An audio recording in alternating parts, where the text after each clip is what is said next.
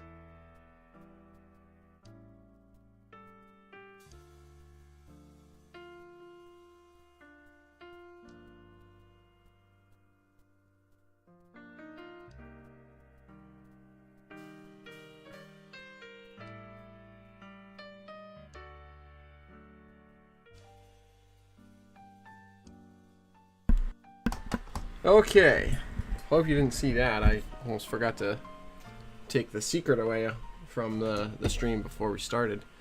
Good evening, everyone. Hopefully all is functional at this point. Seems to be. So, yeah, but, good evening, everyone. Let's see, I see Paul here, Don here. Good to see you folks. Good to have you. Hope you are doing well. Let me just refresh my live stream chat so I can actually see what y'all are saying.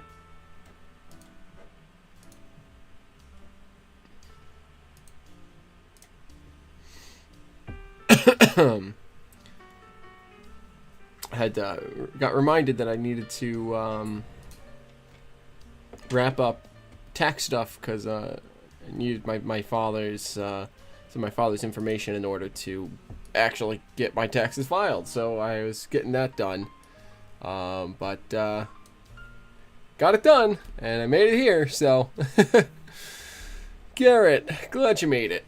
All right, so tonight, as the title of the stream and all that says, we're having a New Haven night. So I got my. Open up my sweatshirt. There we go. I got my C425 shirt on. There it is. So I'm representing.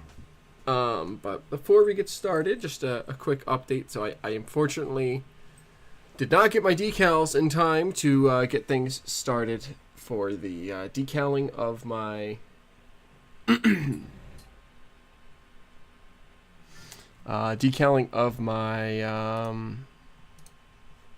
what am I saying? SD40-2. Thank you, Brain. The decals are actively sitting at the post office right now. They will be here. I can't wait for them to be here in the morning. But unfortunately, they didn't make it here in time this evening. For this evening. Which works out okay anyways, because it gives me some more time to finish up paint. Because it's not quite done yet. But before we get into the New Haven stuff, I do want to give you an update on. Move all this out of the way for a minute.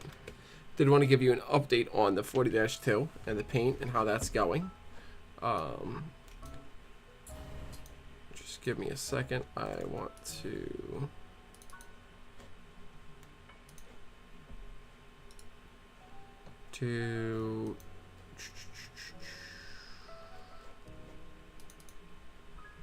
What am I doing? Configure video. That's the setting that I want. Thank you. Excuse me. So I switched to my webcam and my normal workbench cam because with this webcam, Zoom exists, which is excellent for me tonight in particular because we're going to be working with some tiny little stuff, tiny little parts. But just an update quickly on the SD40-2. We have the cab fully painted. It just needs one more quick coat just to smooth out the everything. Why is white balance like weirdly warm? There, that's a little better. Okay, so yeah, we got our cab fully painted. Like I said, just needs one more quick coat just to even out a couple of spots. Make sure it's all nice and flat. We've got, excuse me, handrails are done. They're all in their maroon. So those are ready to go. We have the horn is in its maroon. That's done. That's ready to go. We've got the sill and battery boxes. Those are pretty much done and ready to go. I just need to peel off the... these also need one more coat just to flatten out a couple spots. And then once that's done, I'll be sure to get the peel of all the masking tape on camera because it is exceptionally satisfying to peel off masking tape. But then once the paint is done on this, then I do need to go back in and paint the MU cables that are on either end of the locomotive. So I got to get that done. The hood itself just needs the blue. The maroon needs a quick touch up on a couple spots. It ran a little more runny than I was hoping it would, so I need to touch up, or specifically around like the handrail, or basically places where it kind of got wicked away. You can see on the back there, you can see some of the spots where it started to wick. And but you can actually see a lot of this detail that I put on here now on stream, which is nice. If I do this,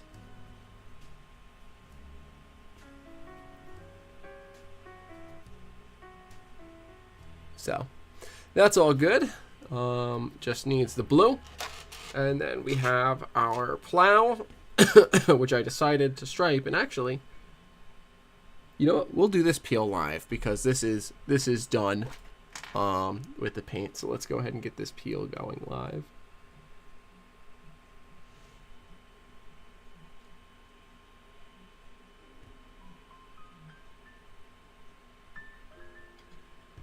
Couple of spots that need to... I've gotten very quiet. Oh boy. Thank you for letting me know, Don. Is this better? Hopefully better. I hope that's better. Oh, you... Happens to the best of us, Don. Happens to the best of us. You didn't see it? Ah, man. You found a button you never found before. But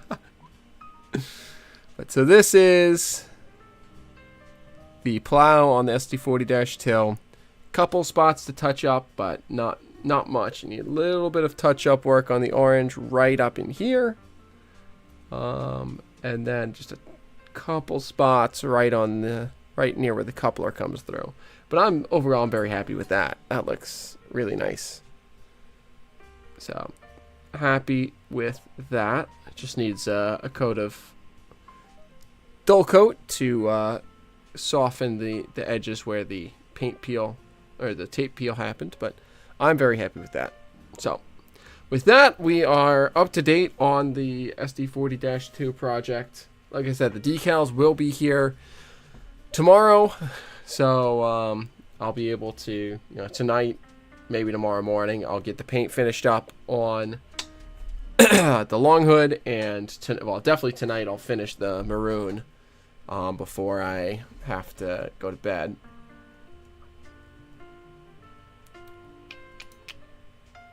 Your stream chat is broken. Well, that's a problem, Garrett. Sorry to hear that, man. How? Not exactly sure what to do about that. You can't see. Oh, jeez. Oh, you know what it is? Double check for both of you guys, both Garrett and Paul. Double check that you're on live chat and not top chat. I think because this is one of Don's first times tuning in on stream. He's not on top chat. So if you go to live chat, you might be able to double check. Let me see if I can actually. I don't know. I don't know how to fix that. I'll do then if Don can show.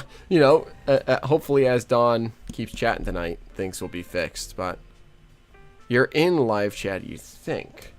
Yeah, right. Right where it says top chat, like in the chat box. Double check if it says top chat or live chat, because if it says top chat, you won't be able to see him. Was yours like that earlier? I don't know. I'm honestly not sure. You were in top. Yep. I was having the same issue because I was looking on my overlay, and I was able to see Don's messages, and I was like, oh, well, Don's here. But then I looked at my little chat pop up, and I couldn't see Don, and I was like, what the heck? But I'm glad you're here, Don, and I'm glad that we can hear you. All right, so let's get this SD40-2 away, and yeah, Don, for some reason, I think it is because you haven't been in the chat very much before. Top chat basically hides anything that YouTube might thinks might be spam or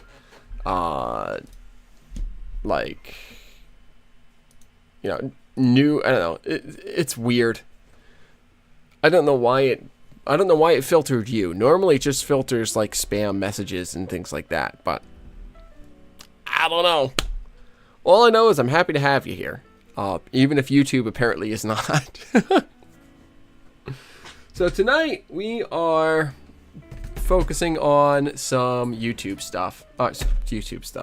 Tonight we're focusing on some New Haven stuff. So I like I showed off last week, I had received from Mike Redden of Any Model Works. Mike Redden. Check him out. Oh, pardon me. I received from him a box with a bag of Hancock air whistles, which the New Haven Railroad had on all of their EMD products. The Jeep9s, the FL9s, the SW1200s. They also had them on as delivered on all those. They also had them as delivered on the second run of H1644s that they received, the later models. They also received them as delivered on the RS11s, and they retrofitted the RDCs with them within a couple of years of them arriving on property.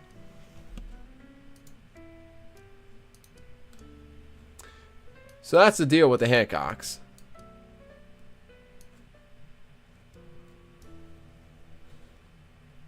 But now that I have them in N scale, I can actually model the N scale stuff accurately, or the New Haven stuff rather, accurately in N scale.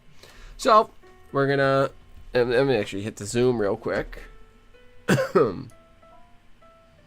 Double my zoom, double my money, double my zoom. Grab my Tweezers.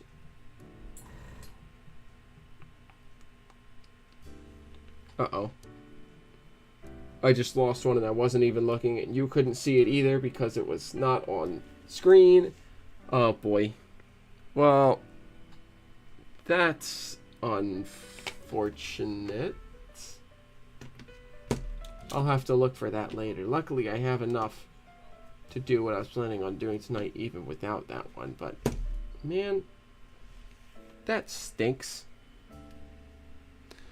Alright, who else is here? Adam, welcome in, Adam. Sean, glad you made it. Good evening. Ted, glad you made it. Good evening. I switched my cameras for tonight, that way I actually have zoom capabilities. Even if this camera is not necessarily the greatest, it works pretty darn well, but for some reason at times it likes to... I am so incredibly lucky. I literally just found the one that went flying. That is so lucky. So here is the N scale Hancock air whistle. Well, I gotta bring the focus up. Focus. Can I not adjust the focus? Why can I not adjust the focus? Apparently I can't. I still can't adjust the focus.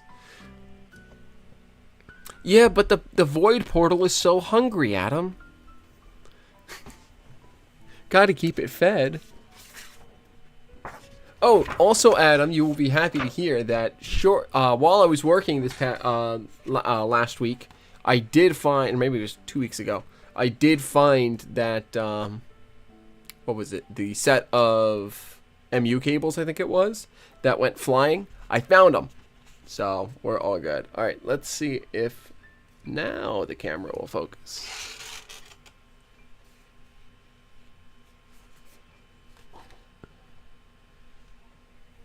Sure isn't. Brightness. Can I up brightness? I have the light right there. It was the brightness was auto compensating. The exposure rather. Let me do that.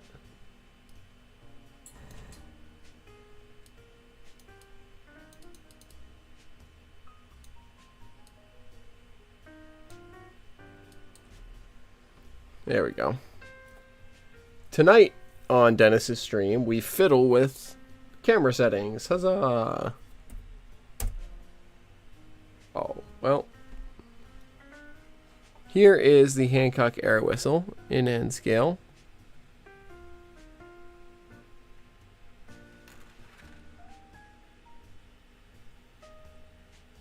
I am really trying here. As hard as I can.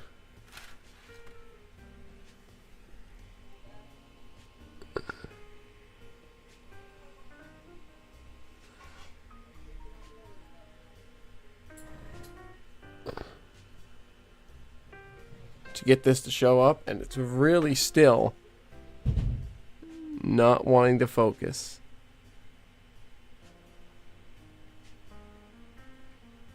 Oh, there you can kind of see it. You know what I'm going to do? Rather than do this, this is dumb.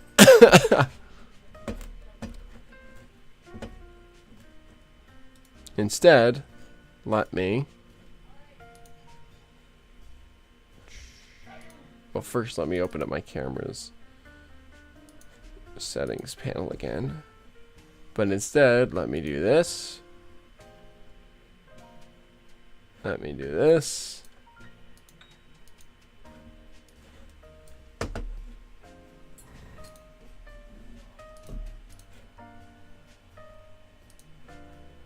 Was it in this folder? Did I save those photos? Yes, it is.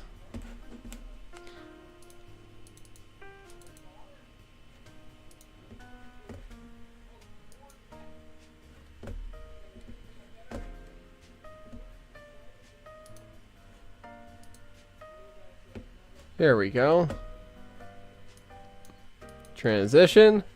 There is the Hancock air whistle in N scale.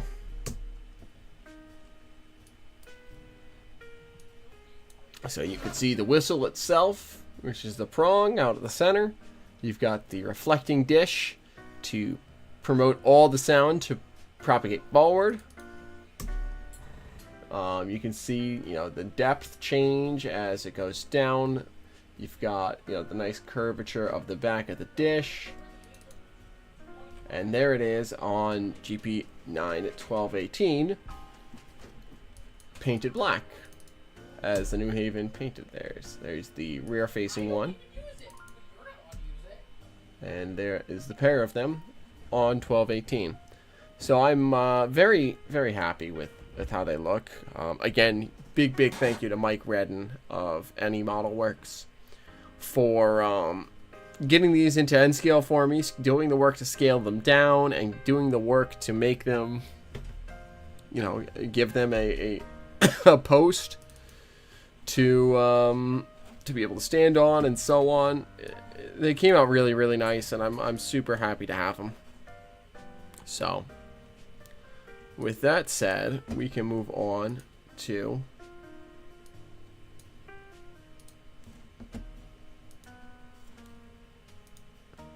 actually putting them on the models, which is a couple-step process. So, I'll kind of walk you through all the steps tonight as we go ahead and get these installed. So we're gonna start by installing.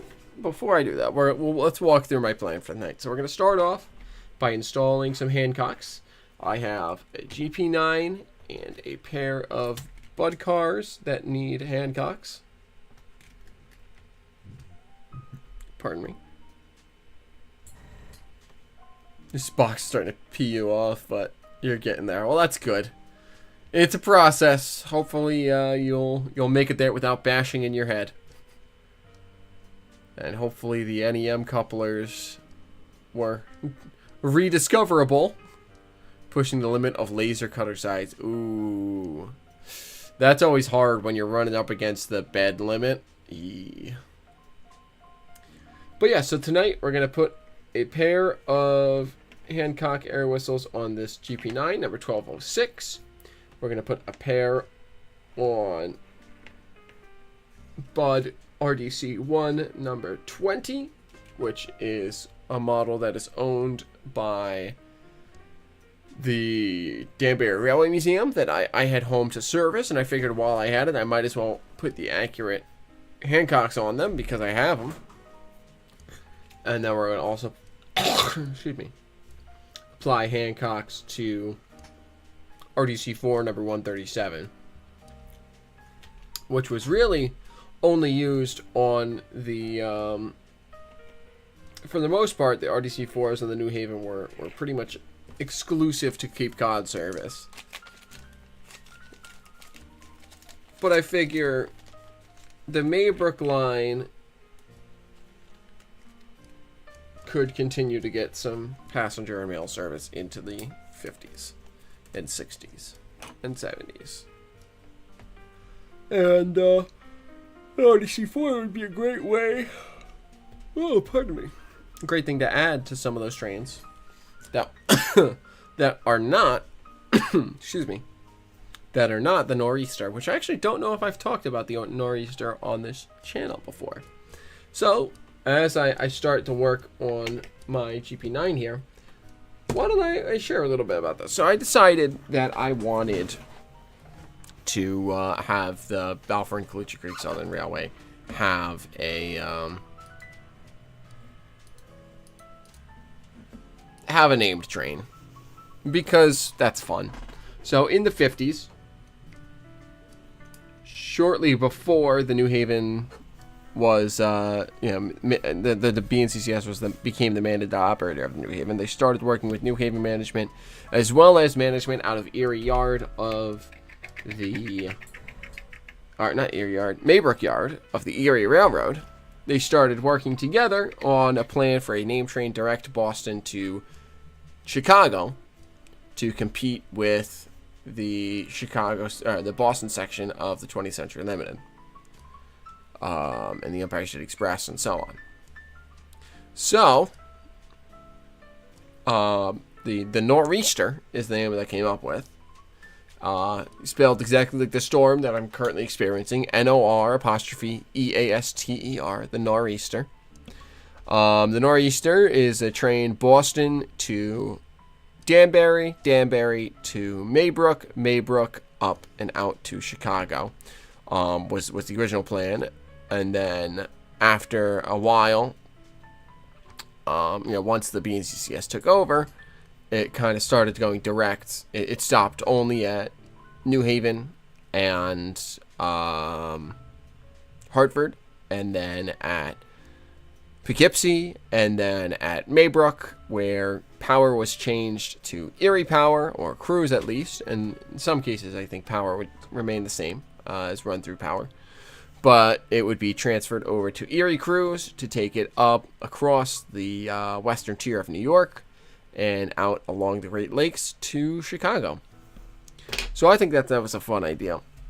So in addition to that, on the Maybrook, obviously, some light Bud cars would, I think, be a good fit. So, in order to get me from where I am here to where I am here, there's a couple of steps. So, if you can't tell, this is 1214, or 1218. This is 1206. 1206 is the one we are putting the Hancocks on tonight. So we're gonna put the Hancocks on, and then we're gonna do some weathering. And then we will jump to some decal work on the Alco FA1 and FB1 that I'm working on. Whoa. Okay. So, a couple of things that I need to do to this Jeep 9 before I am able to add the Hancocks. First is I need to remove the existing horns. The one I got did not come with a horn on this end, but it did come with it on this end, so I got to pop that off. I need to fill the holes that the horn was supposed to use with some modeling putty and maybe a touch of styrene. Then I need to drill the holes in the accurate locations for the Hancocks, paint the Hancocks black, and install them. Now, I've already filled the horn placings on the Bud cars, so we don't have to worry about that on stream. Just the the GP9 here. So let's get started on that. First thing, like I said, remove the existing air horn.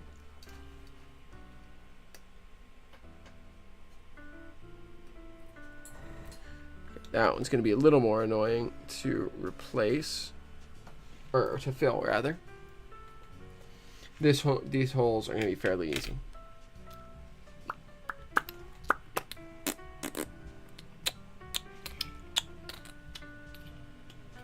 Okay.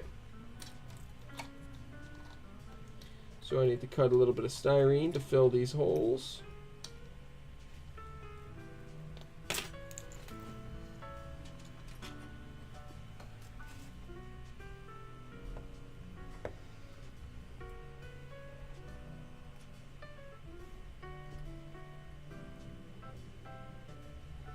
I'm just cutting a couple of little tiny strips of styrene that I can then get to fill the holes on the unit here.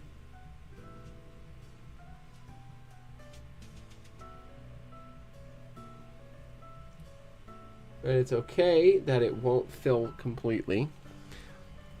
I don't know where my tube stock went, but I used to have super thin little tube stock, but it did not, for some reason. I could not find it tonight.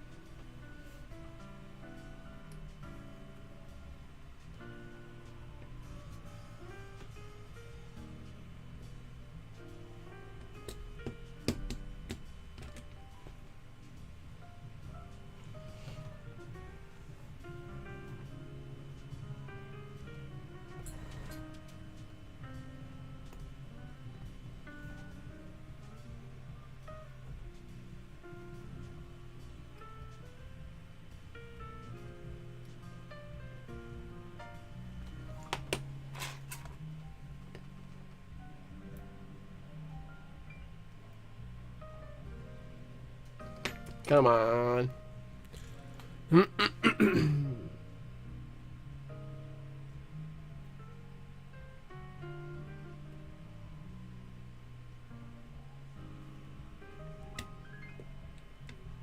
Get that pushed all the way into the hole. And then let me cut it flush.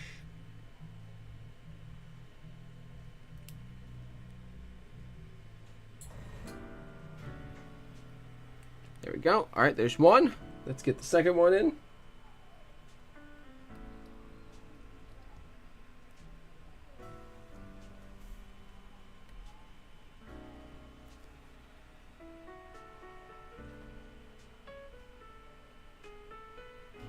Where'd it go? Is this it?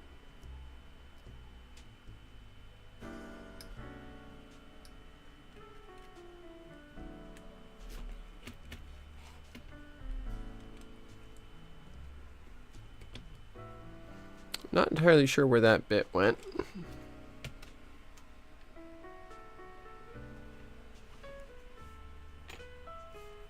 Oh, this might be it. Wait on.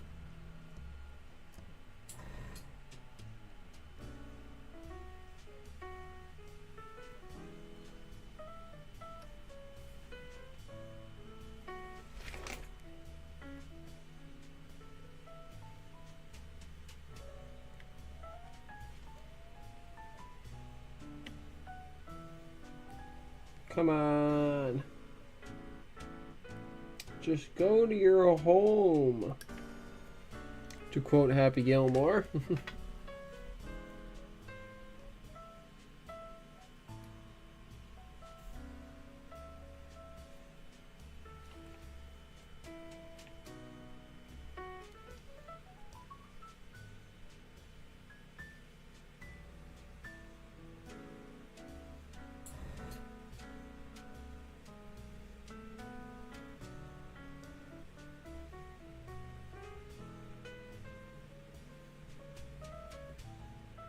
There we go.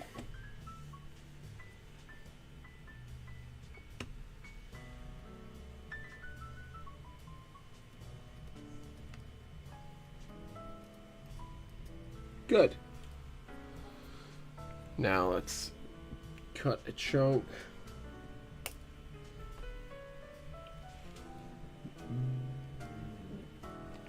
Pardon me, to fill the second hole.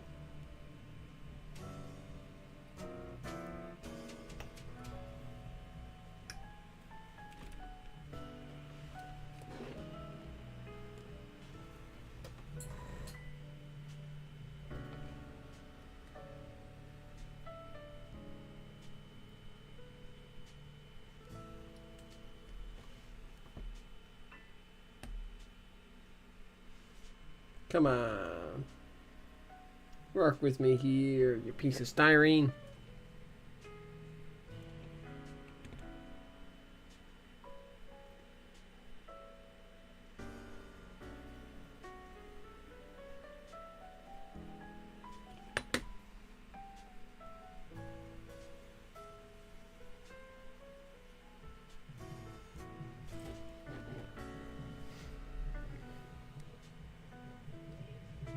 So how's everyone doing tonight? Hopefully everyone is doing well, other than Adam and his frustration with the well, hopefully Adam you're still doing well, but other than your frustration on getting your box pieces to fit on your printer bed. How's everyone else doing? What are you up to? What's on the workbench for you folks tonight?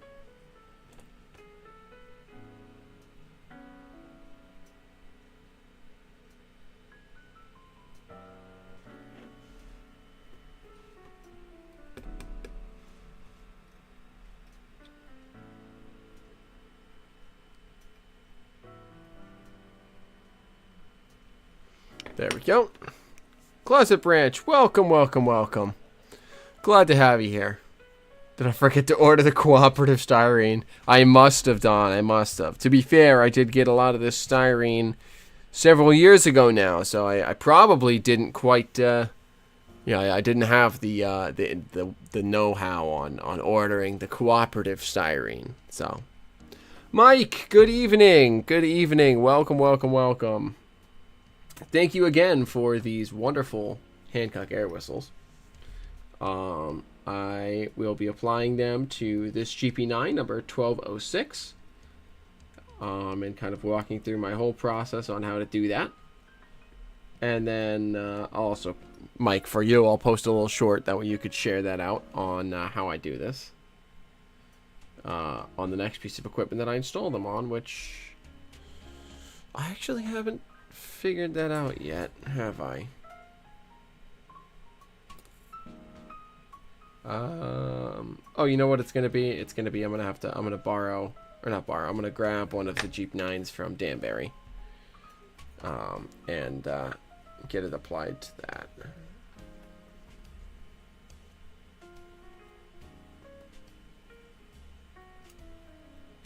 Because I want everything.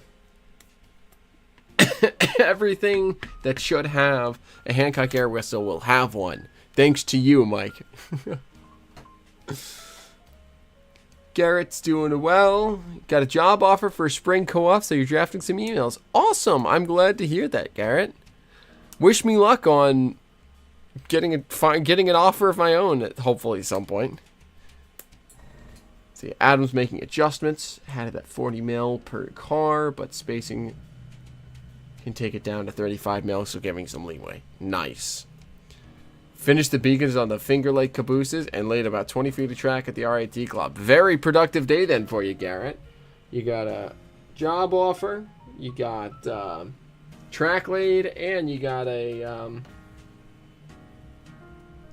good step done on the Finger Lakes caboose. And yeah, of course, Mike. Again, thank you for making this possible.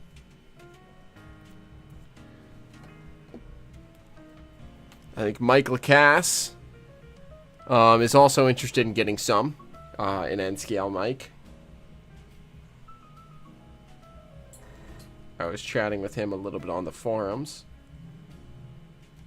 So, whenever you get those up and listed, I don't know if you're on the Nersha forums very much, Mike, but if you are, or if you can get on there, if not, I'll post it up there for you. But I did post those pictures I showed earlier on the forum, and that's where Mike said, hey, I could use some of those. You believe in me. It only took you 80 applications. Hey, I don't think I'm even quite there yet, because I've been very lackluster on getting applications in. So, but thank you. I appreciate it, Garrett. Now I am filling the holes, you know, the gaps around the plastic or styrene with some CA glue to seal the styrene in place.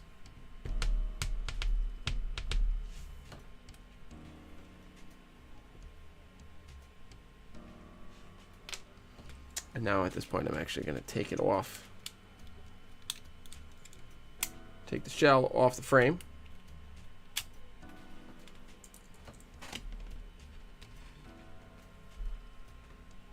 There's our beautiful Jeep 9.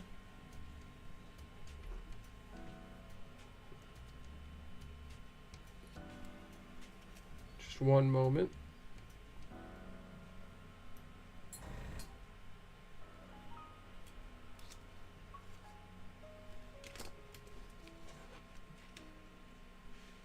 There we go.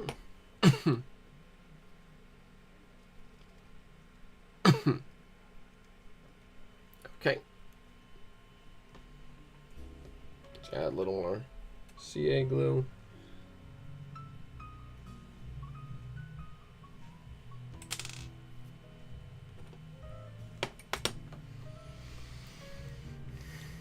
All right, let's get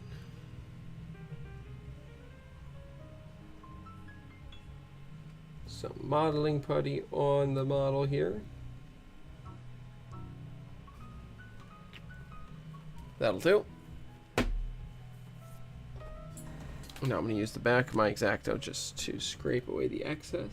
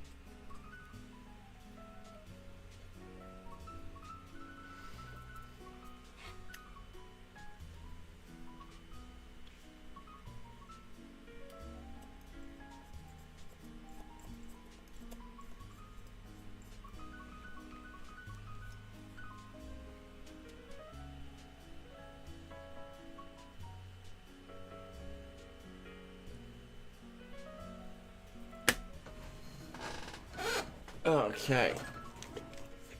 Good.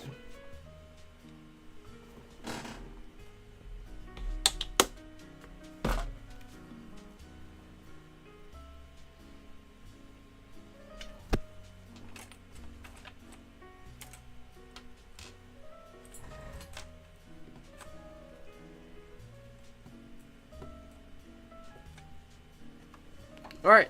So now that we'll let that dry for a minute, and while we can let that dry, we'll jump over to. Actually, we'll jump over to the RDC4 first because that's mine. I don't want to screw it up. So that's exactly what I was about to get to, Mike. So I measured it at just on about 5.5 or 0.55 mil, I think it was 0.54 mil or something like that. So I'm using a 0.6 mil 6 thou drill bit. I don't actually know what that is in inches. I can double check real quick. The bits that I have are all metric, so I don't know what the number drill is. Imperial.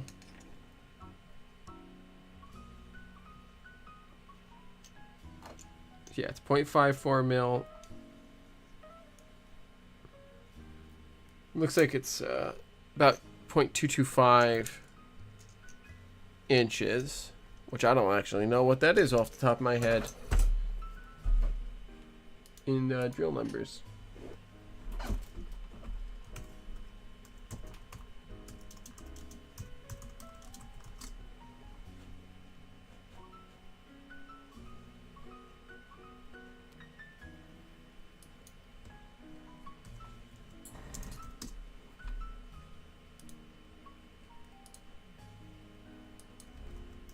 Drill bit size chart.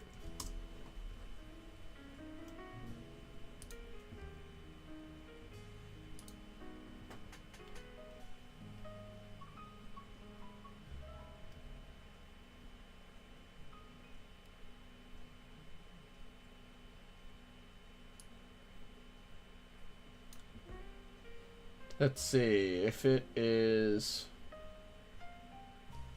So it's a number 74 bit would work. A number 74 or a number 73. But I am just using. Whoa.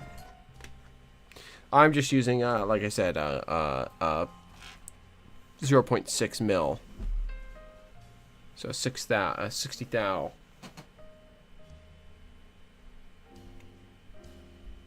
Bit. I think that's what it is. Right. Yeah, 0.6 mil. There it is. There's the bit. Tiny bit. You are correct, Don. 74 is 225. Yep. Thanks, Mike. I haven't done quite enough of this to know all of that just off the top of my head yet.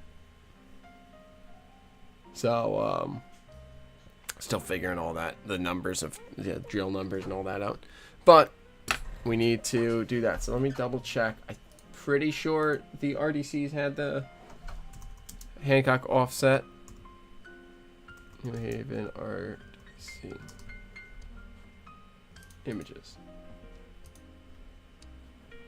Just want to double check.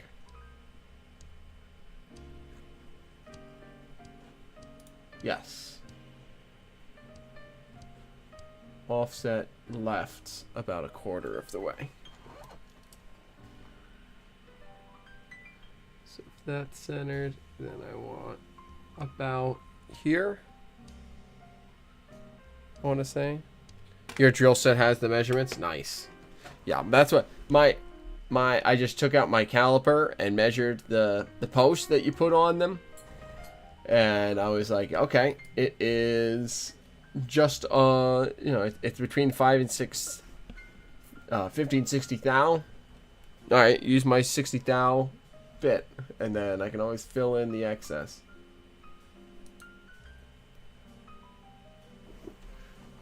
Okay, and it is back up here.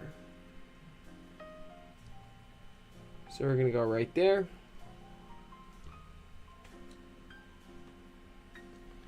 Drill me a hole.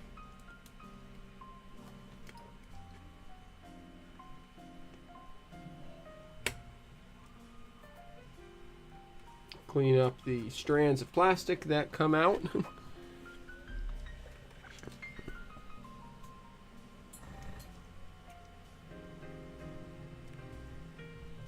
Come on.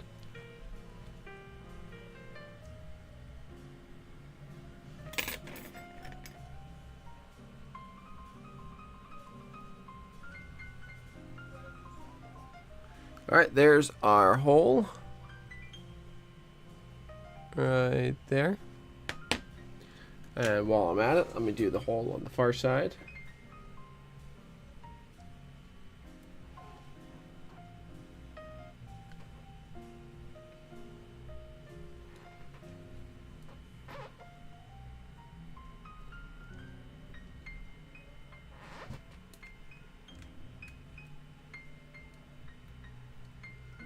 There we go.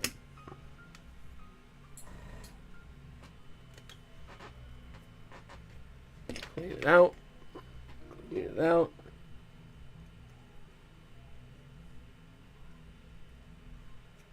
Perfect.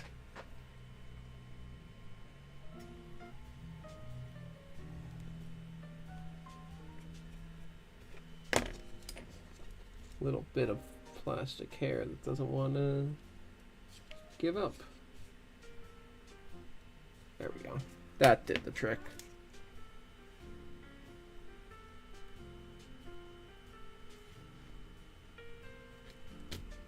Where did the 6th Hancock that I pulled out go?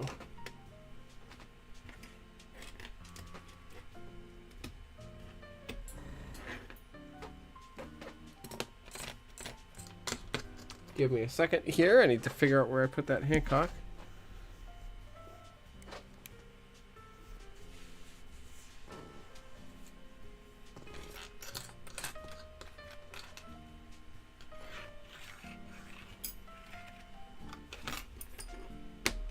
I have 5 off to the side here. You don't know how people don't break bits like that. Most of your very small ones are missing. Yeah, Garrett. I don't know who. Nope. Where'd they go? Who would? I don't know. I don't know who would break small bits. I don't know. That's ridiculous. Breaking small bits. I don't know. That's just absolutely ridiculous. I would never break any small bits and then get like 4 sets of small bits to make up for the fact that bits are missing, and then, you know, yeah, I would never ever do that. I would never ever have multiple sets of small bits to yeah, that happens all the freaking time. Actually, on stream live, was it last week? It was last week, because I was doing all of the lift rings last week. I had to switch my bit like 3 times or something like that because I kept snapping them. And so I wind up with like 6 or 7 of the like 1 mil down to like 60 thou or 70 thou bits. And then I have no bits between there and 0.1 mil. So, looked at my post on the nursery forums. Jeep looks great. Thank you, Mike. And you know, it's kind of it took some effort to get there because I had to paint the individual freaking grabs on it and everything because it's an Atlas Jeep that came with black grabs, black handrails, so I had to manually go in with a brush and just get that all done. But the work was worth the effort because I was super happy with how the Jeep came out.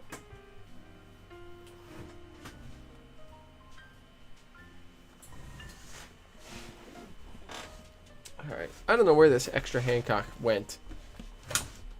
I'll find it later and or it'll show up. But for now, we need to keep working. Use them for weight adjustments. Ooh, that's a good idea. I didn't think about that. I have been saving a lot of them. Some of them I threw out just because I was in the mall. I was frustrated. But most of them I have saved. Oh, hey, I found the Hancock. See, I knew it would show up. Alright, so now let me grab my reverse tweezers. There they are. So I can paint them.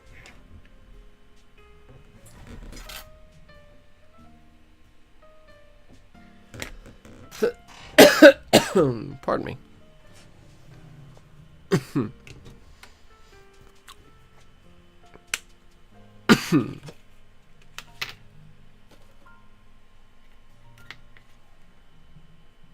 Put a little black paint into my palette. Grab my little brush.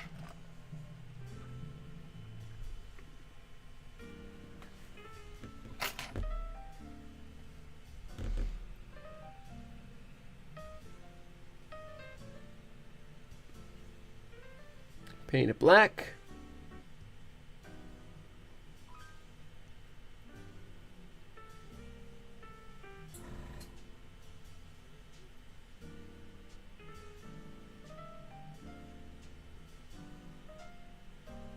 Now, Mike, I presume these are resin printed, but they take the paint so nicely. I'm just using a thick body acrylic. Actually, really, a medium body acrylic. They take the paint so lovely.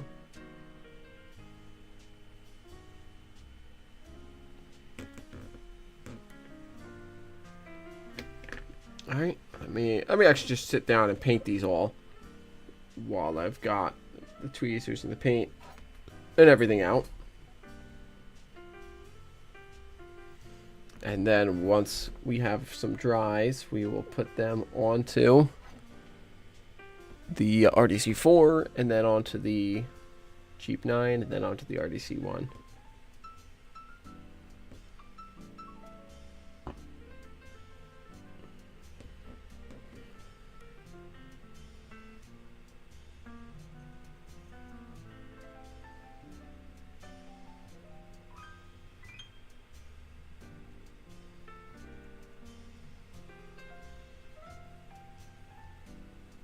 There's 2. Put that down, pick up the next. By the post.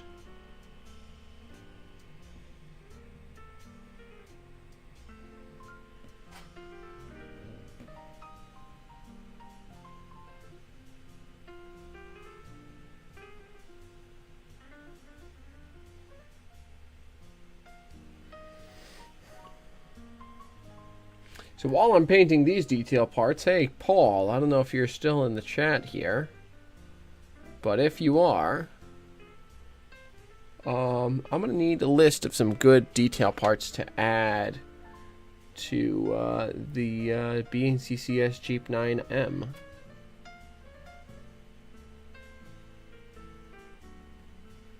Other than those, I know you've already sent me the ditch light housings. I honestly might bring the model up with me so you can give me a hand on the ditch lights. Or give you a call one way or another when I get to those. Because I want the ditch lights to function well. And you're the ditch light guru, as far as I'm concerned.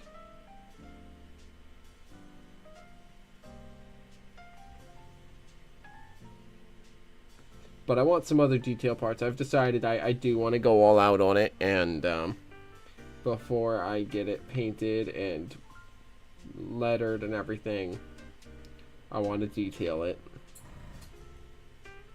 And I know you just detailed a Jeep 9 low, chop nose.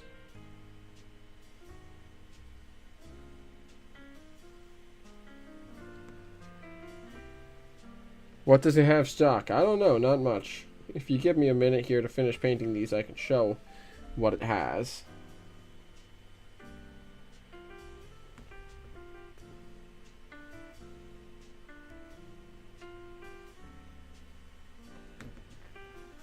MU cable receptacles. Most older models don't have them, and it's a nice small detail. Bell off the long hood too. Yep, those two were on my list. MU receptacles and Bell. Those were on my list. I was thinking maybe fan blades and different maybe different grills, but I don't know.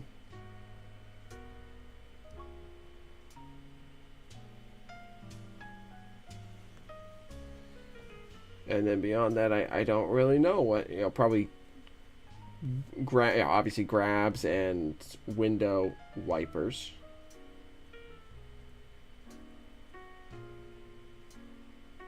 And beyond that, I don't really know. Alright,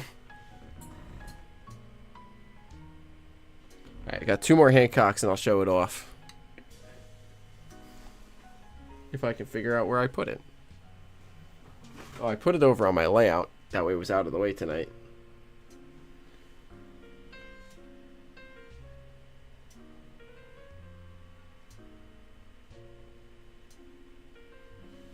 I'm sorry, I keep forgetting that I'm zoomed. Let me actually zoom out. That way I don't keep forgetting that, and I'll zoom back in. It is a Walthers train line. And actually I'm getting a blank. I'm getting an what's it called? Unlettered model, unpainted model, on deck. That's the word.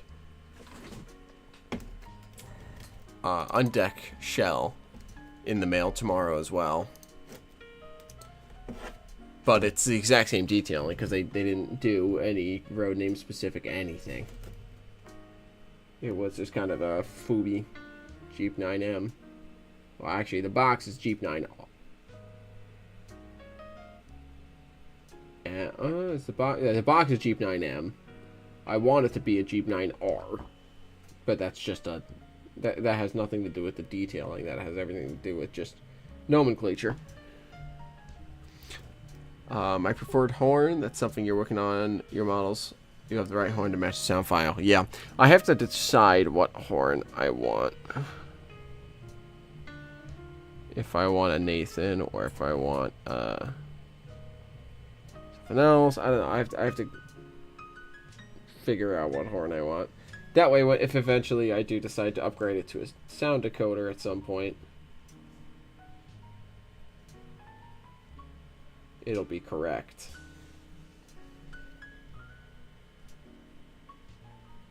For now, I'm just putting in a nice cheap TCS decoder. TCS LED 4.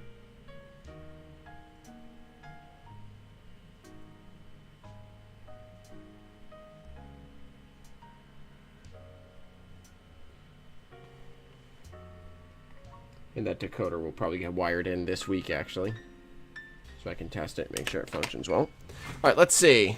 Nathan M3s. Let me grab that shell real quick. And we'll see what details it currently has. It has a winterization hatch. See that? So that's nice.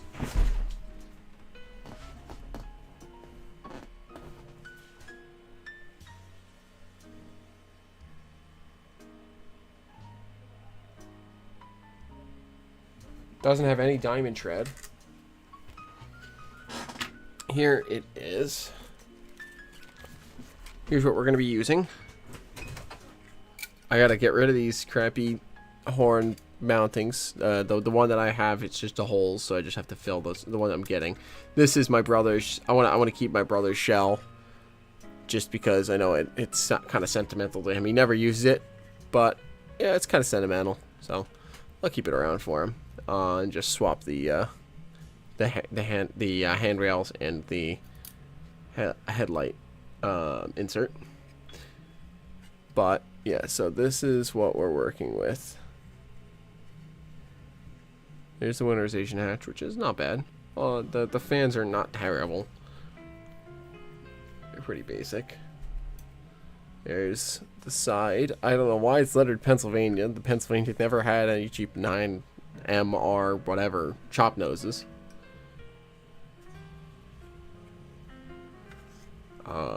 There's the rear. I'm gonna have to drill out and make some. Got to drill out and make some headlight. Oh, actually, no, it has the headlight things. I have to decide if I want to drill out and make some ways to light the rear number boards. Where the coupler box is facing.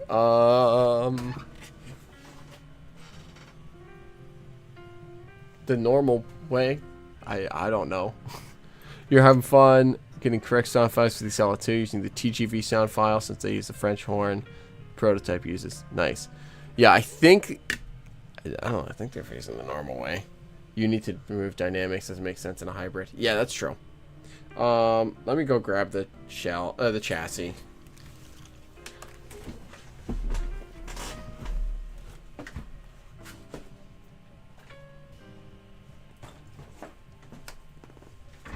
Here is the chassis.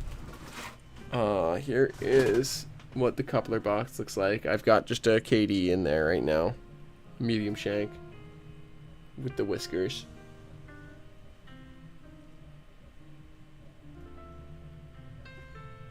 That's something else I want to do with this is fill in the buck tooth, the gap tooth, so that the couplers actually sit in there. Might have some work to do just on the couplers. Oh boy. What work would that be? Are they actually facing the normal way? I have them facing the normal way, yeah. I have... Here's the front of the model.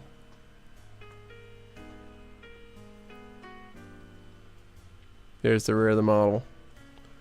I replaced it. It came with, like, hook.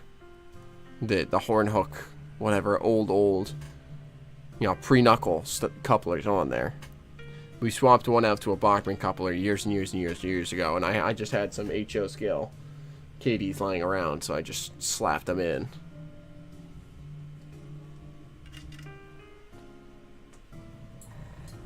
Scratch build the plow like Boomer. I'm definitely thinking about it for the HL. Could be fun. But yeah. This is the front of the model here.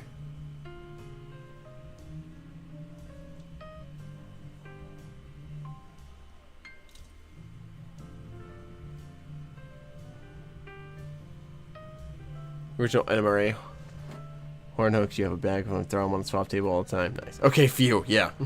No kidding.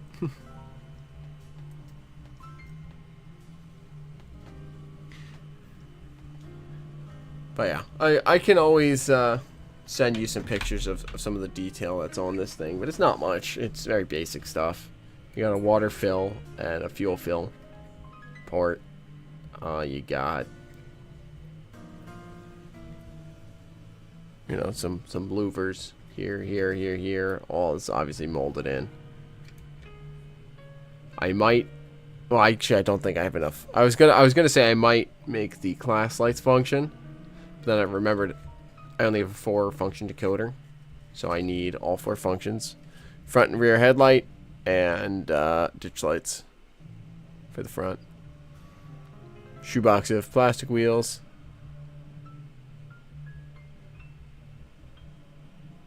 Some of those ones with the open pilots had the open pilots specifically because the coupler screwed in from the top. No, yeah, luckily these screw in from the bottom, which will make it easy.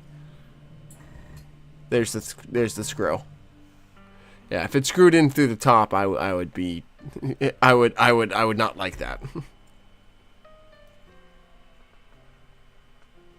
I would not be happy.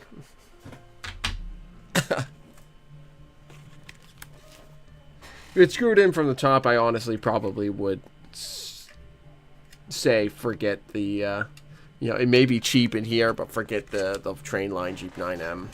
I'll just get a better model. And someday, honestly, I still might say that.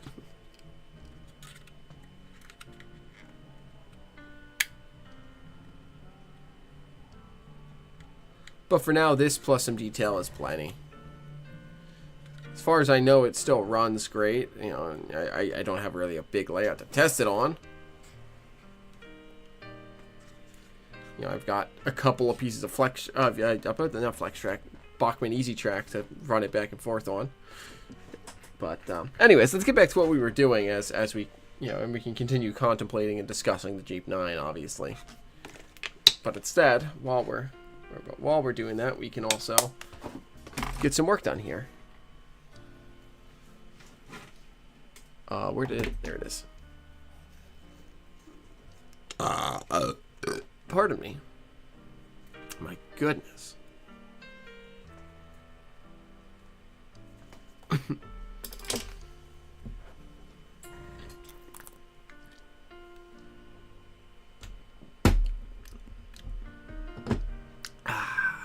All right. Actually, nope, that's the wrong Jeep. This is the right Jeep. While we are here and have the paint out, I also want to paint up the roof here. So I'm going to paint right over my modeling putty, and I'm just going to paint over a larger section here as well, just to really kind of nicely blend it in. Hide those holes.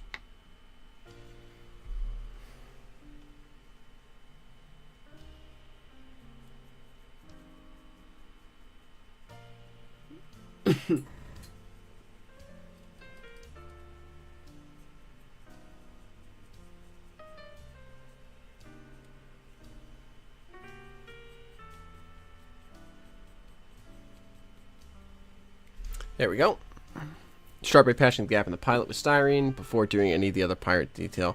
Can't stand even seeing with a plow on the model. Yeah, exactly. Like I said, that's one of the things I definitely want to do. Is fix that gap tooth.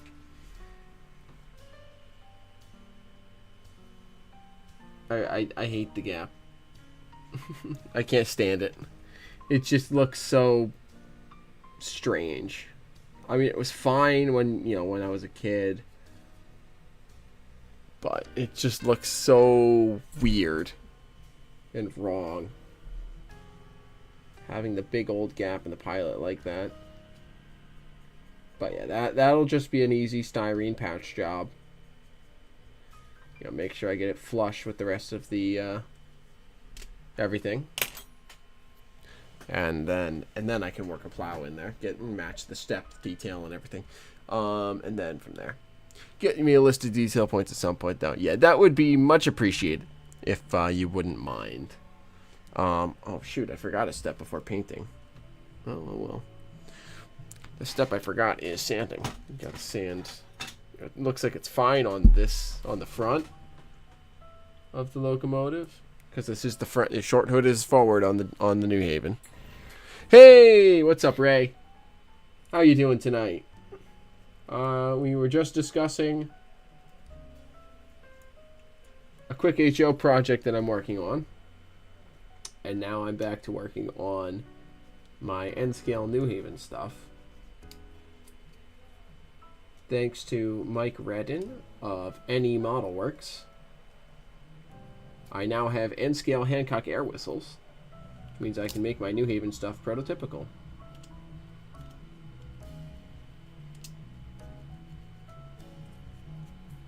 So I just patched in the horn holes on this old Kato GP9, and now I'm painting over the patches so I can then drill my holes with my 60 thou drill bit.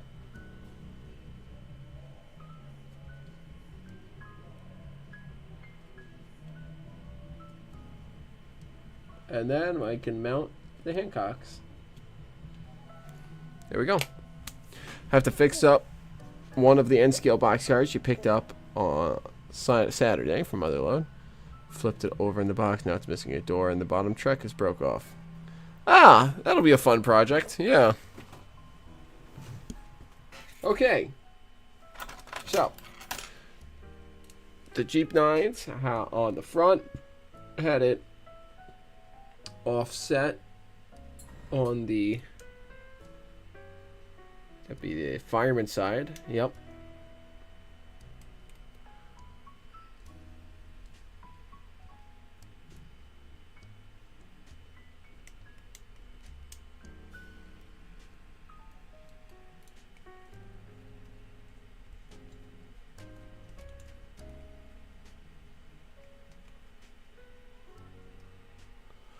So we'll drill my 60 thou hole right there, 6 mil, 0.6 mil rather.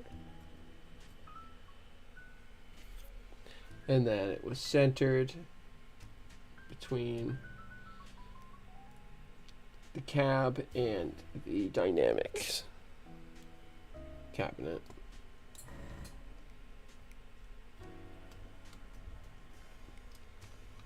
So we will get a hole in so I can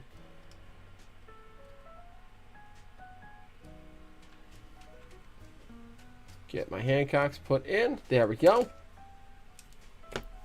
So now I'll just grab my Hancock air whistle, get a little bit of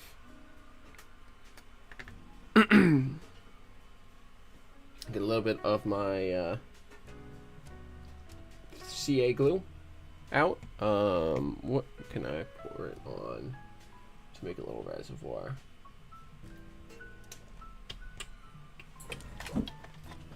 This'll do. Oh, I already used it as a reservoir. Perfect.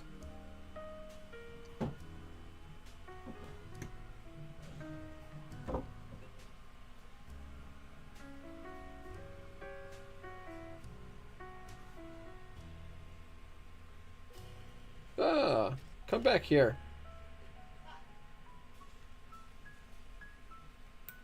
Come back here, you rapscallion. You scoundrel. There we go. Now I gotta move relatively quickly here so I can get this thing in before the glue totally sets.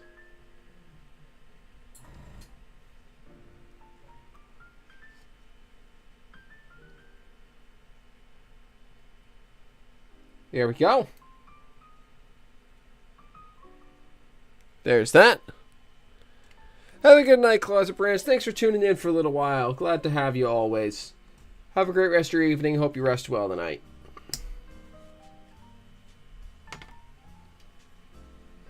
Only paid 10 for it. Said he can work something out. Nice visit.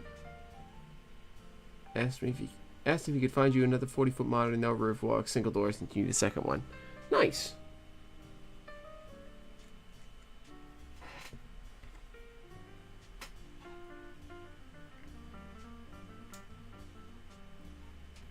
40-foot no roof walk is somewhat difficult to find, so I wish you luck. Or at least in modern, you know, no roof walk, modern era. 40-foot single door.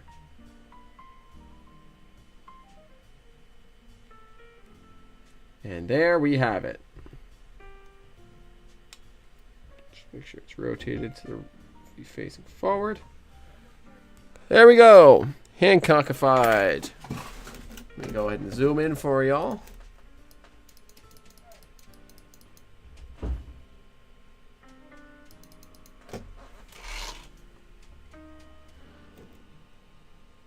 There's the front Hancock.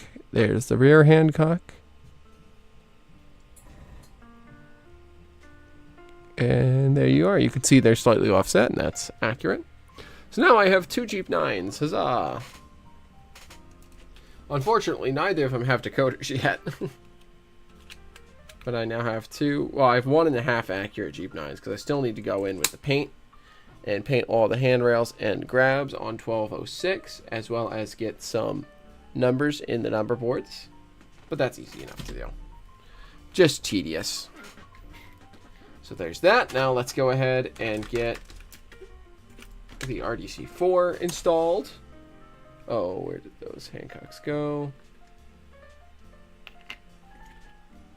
Uh-oh. I'm missing one. 1, 2, 3. Where's number 4?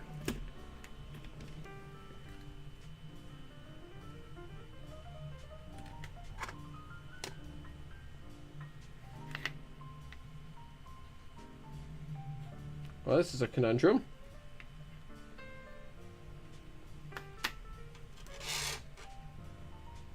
You think Athner did one in HO? One what? A 40-foot modernized single door boxcar? I know Microtrains is doing them in N. I think other than that, all the 40-foot single doors are roof walked. Here's one of my Microtrains ones right now, actually. There it is. Red, CB, and Q. Nice. Q had such a nice paint scheme.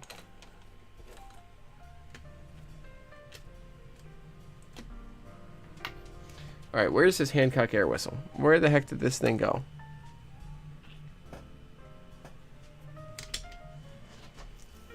Did it fall onto me? Possibly. Posted photos on Discord. Nice.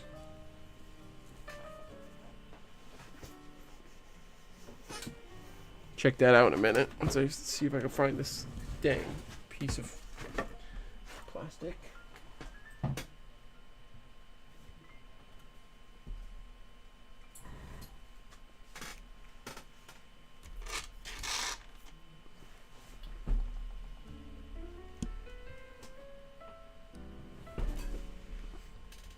Where did I put that flashlight? It's over there. No, the other way. You jokester, you.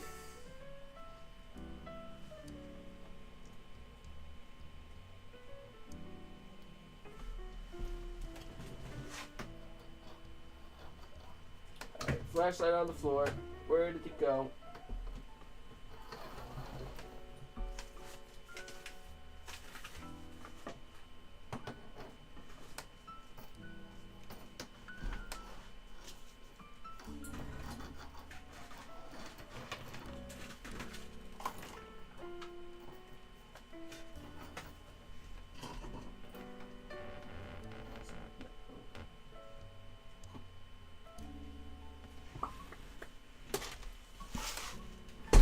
You did find the NEM coupler. Well, that's a good sign. You found the NEM coupler. I found the Hancock earlier. Hopefully that means that I'm in a good shape to find it again here now. Hopefully.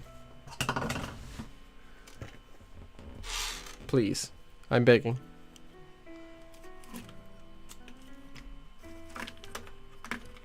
This is the problem with working with more than one piece at a time. This is why I tend to just do one little tiny bit at a time.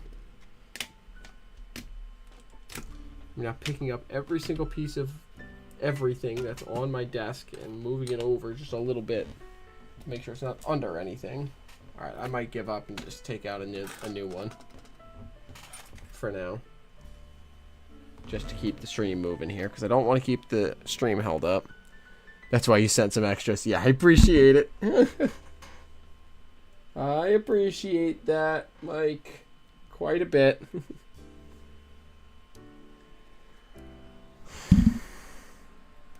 It's just here. Dang it, man. And I was doing so good about it, too. They sent extras, too, which helps. Plus, it's the same as the solo one. Yeah, that's nice, Adam. You got plenty of backups, then.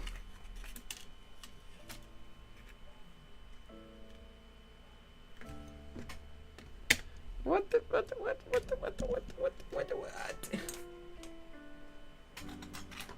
I swear it was... Alright, whatever. I'll look for it more later. I gotta keep the stream moving here. I know it's right here somewhere. It couldn't have gone far, so... I say with complete confidence. Now that I've said that, it's going to be on like the far side of the room. After you dropped one into the waste bin, it's full of clip supports. Yeah, I remember you telling me about that.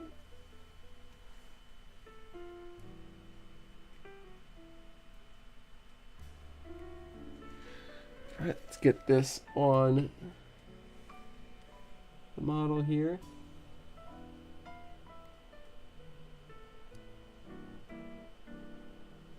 Ah.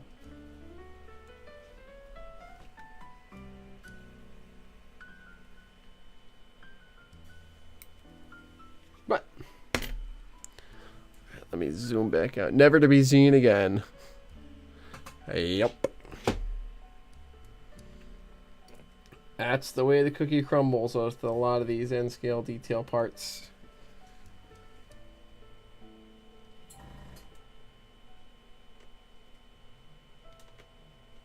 Into some crevice on the floor. Never to be seen again. Oh. Interesting. Okay.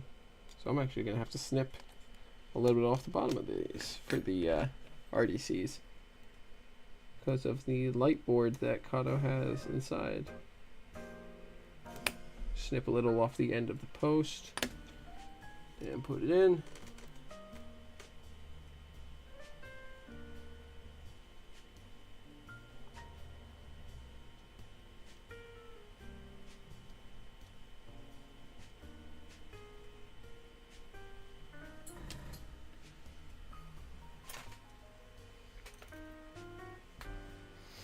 Ordered a bunch for the one. Tried to make them like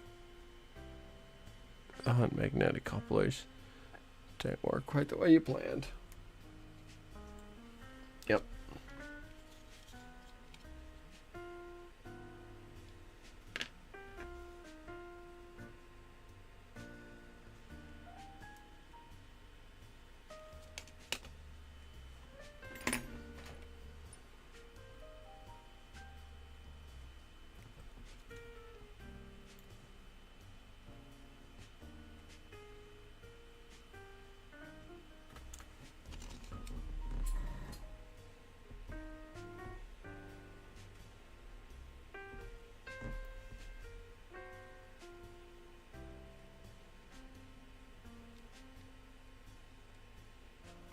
There we go. Now it's on. Well, sorry I had to take that off screen for a minute. I just needed to really get my eyes in there. See what was going on.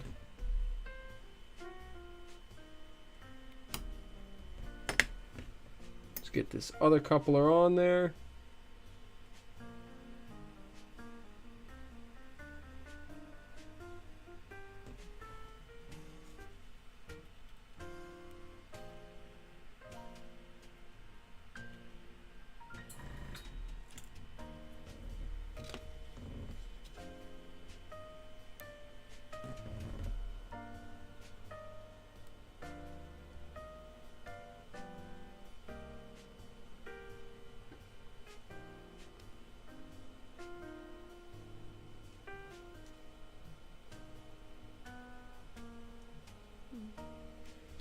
There we go.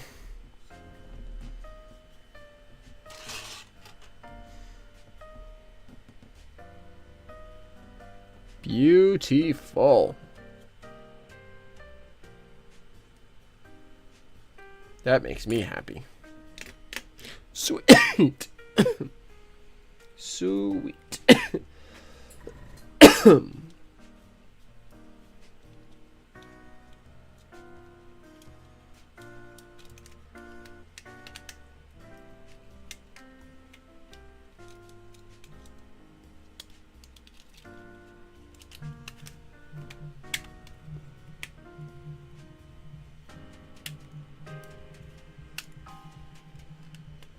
Huzzah!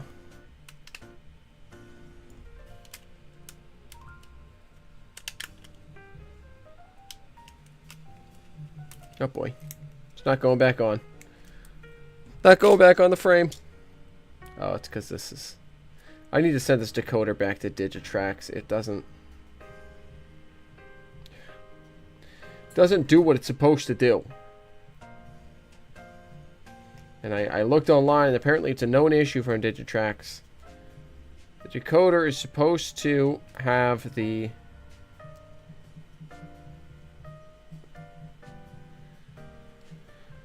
It's supposed to have the forward lights on and forward, but it's also supposed to have the marker lights on the direction not of travel. And it doesn't do that. It leaves both lights on in one direction and only turns the other light on or off in the other direction. It frustrates the hell out of me.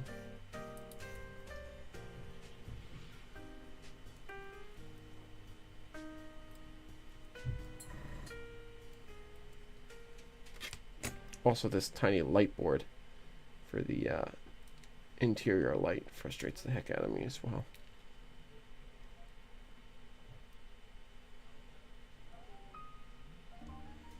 I honestly might consider putting just hardwiring in a decoder for this, what's it called, decoder? ESEO, sound decoder. Or even just a straight TCS decoder. Just a TCS motor decoder.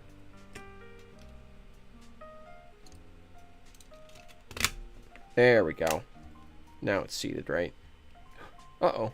I knocked off the Hancock. My whole reason for being tonight. Oh, shit.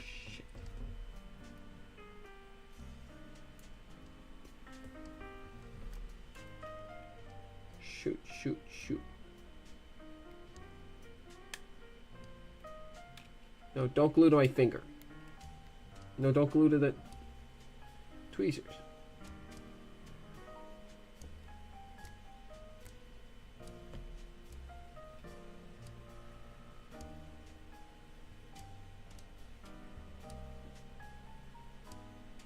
What?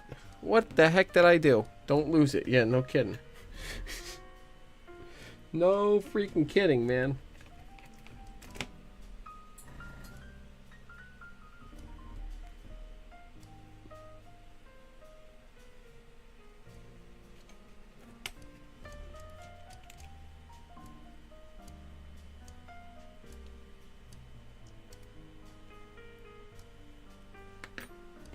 We maybe try opening up the hole again.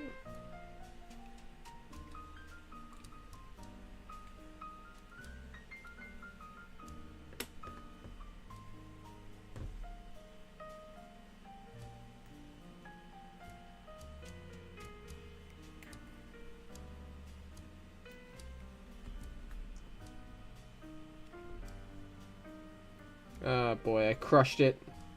No.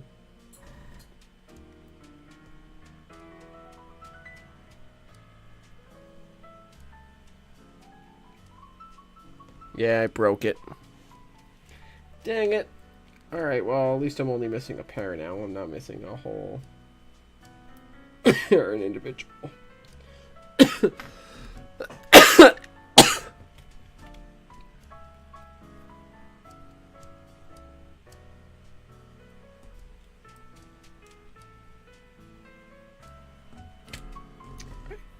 Alright, well, let's get this Hancock in place then.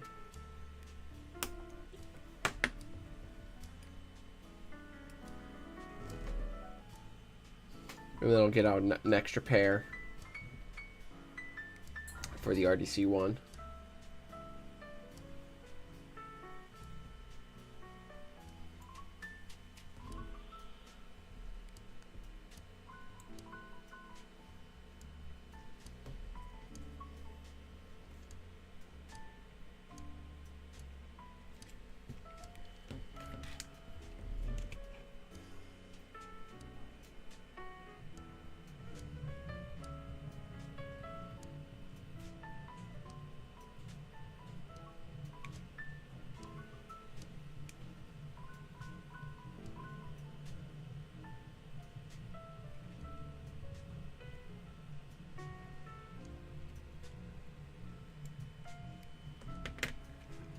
There we go.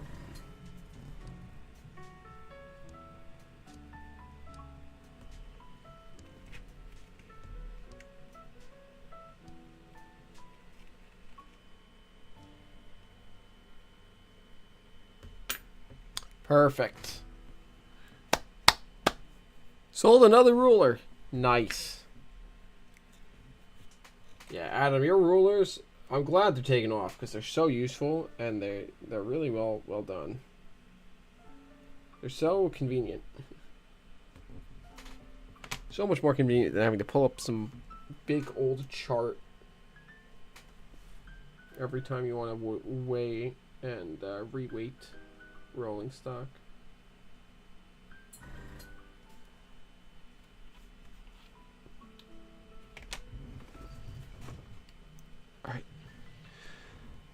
All right, let me take out another pair of Hancocks, paint them up, get them installed.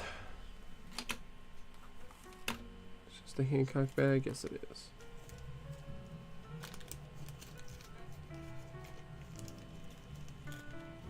No doing maths, always appreciated.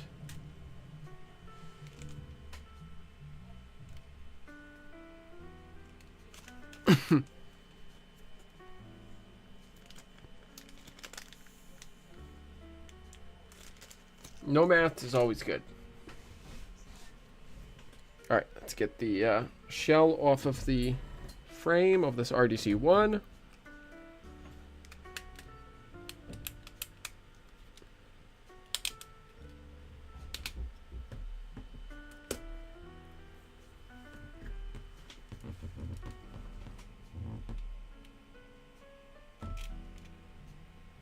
Get the hole drilled.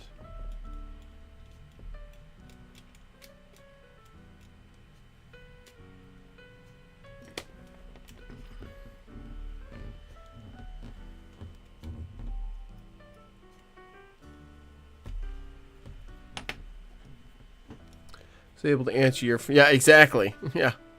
That makes it so easy.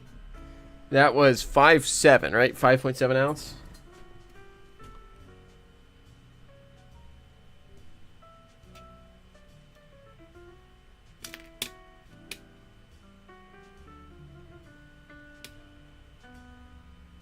I think. I have it written down here somewhere.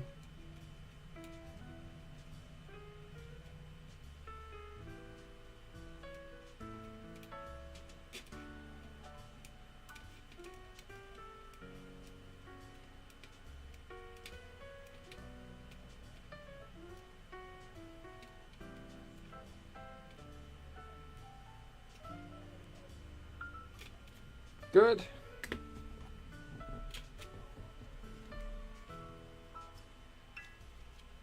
Good. Uh-oh. 4.7. 4.7. Right. I knew it was 0.7. So kudos to me for remembering that. Like I said, I had it written down here somewhere. So. But the reminder is always helpful.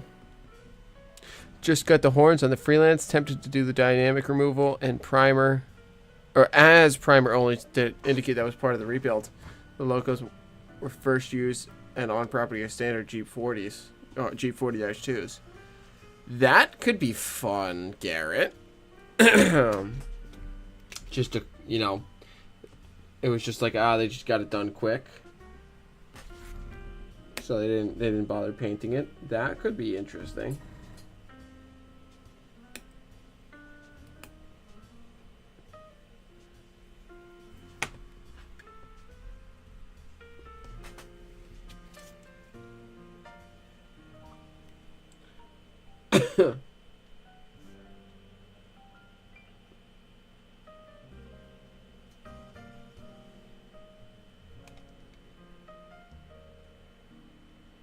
Okay, yep, that's good. Although actually it needs shaved, a hair more shaved off of the post. Perfect.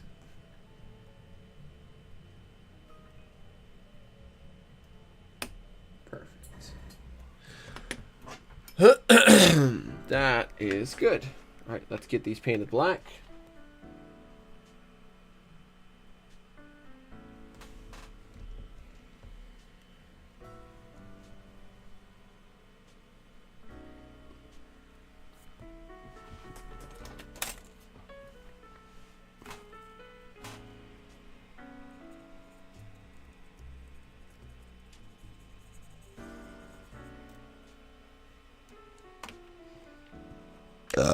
Pardon me.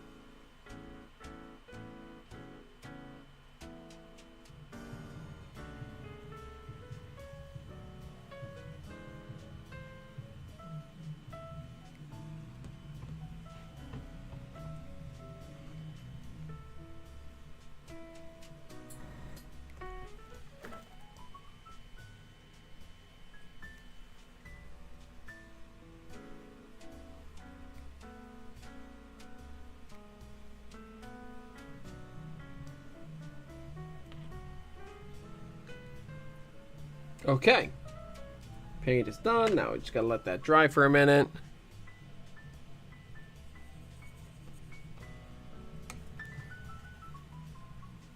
Then we can get those mounted, and the Hancock portion of the stream will be completed. I want to once again thank Mike at Any Model Works one final time here for putting in the work and getting me these lovely air whistles in N scale.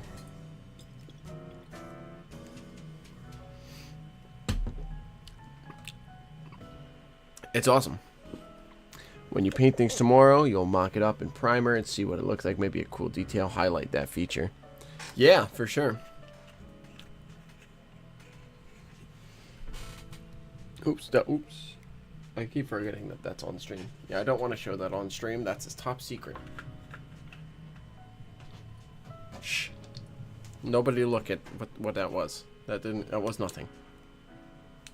Don't worry about it. Why are you worrying about it? Stop worrying. Okay.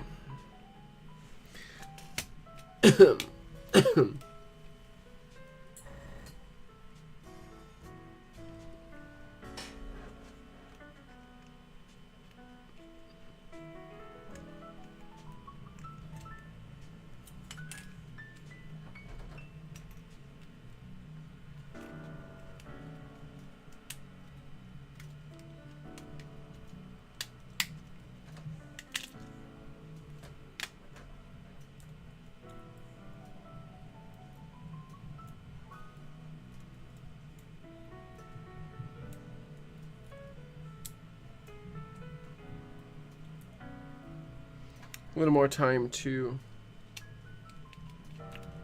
let those dry.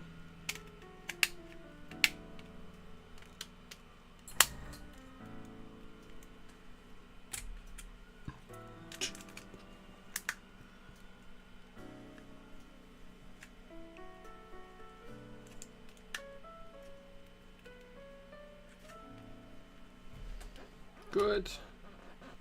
All right, let's get these onto the model. And then we can move on to the weathering portion of weekly weathering and more. Oh man, is it already actually been that long? It's already been in almost 2 hours? Jeez. Guess it's a good thing I started early tonight, because I do want to do at least some weathering tonight on stream.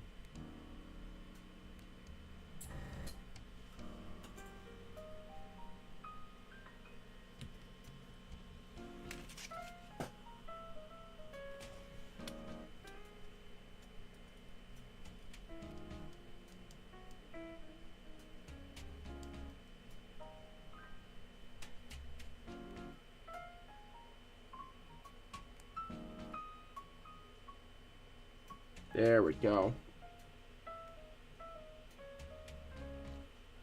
Beautiful. Other side.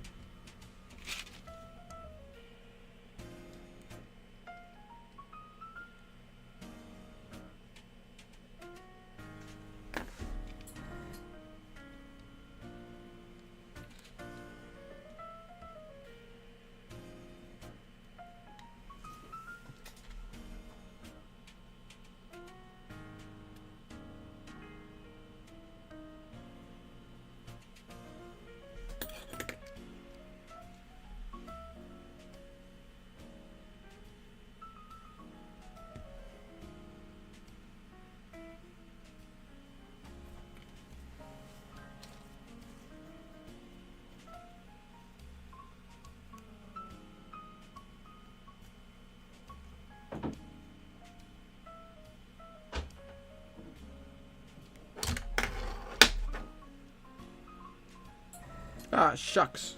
I just snapped it off.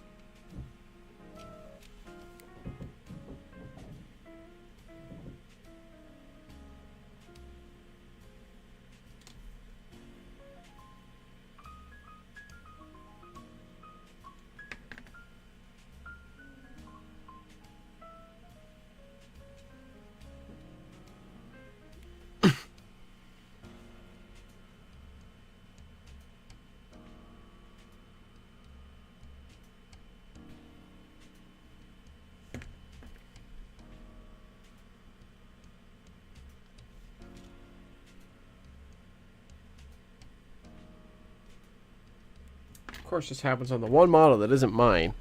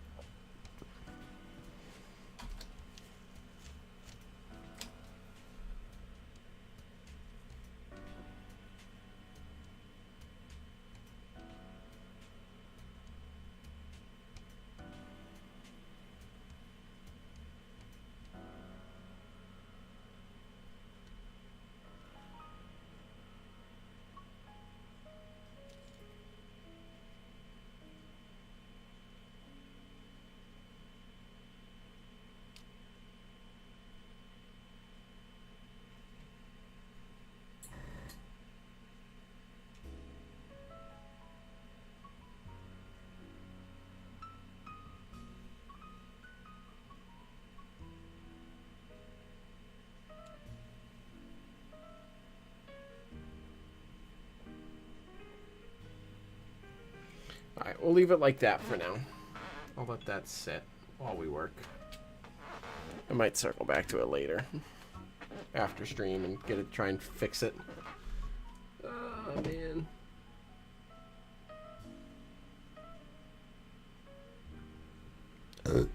Can't believe that.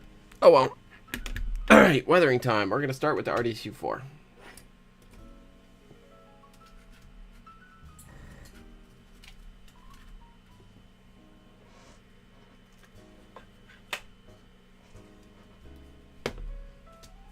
Take some soot black.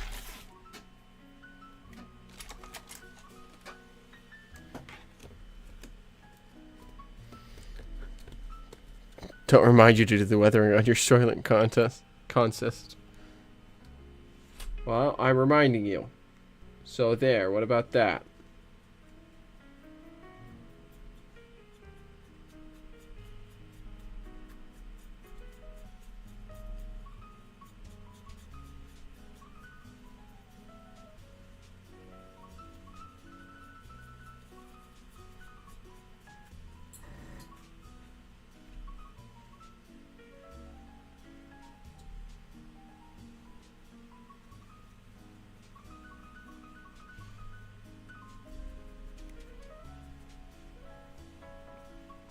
Gonna get some soot all in and around the exhaust here.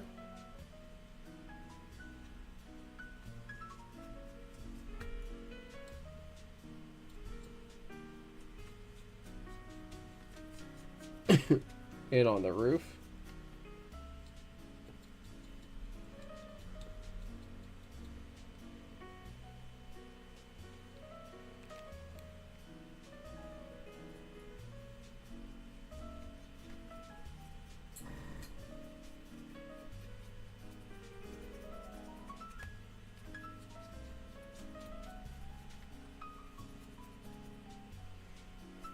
That's looking a little better, and then just a touch of black.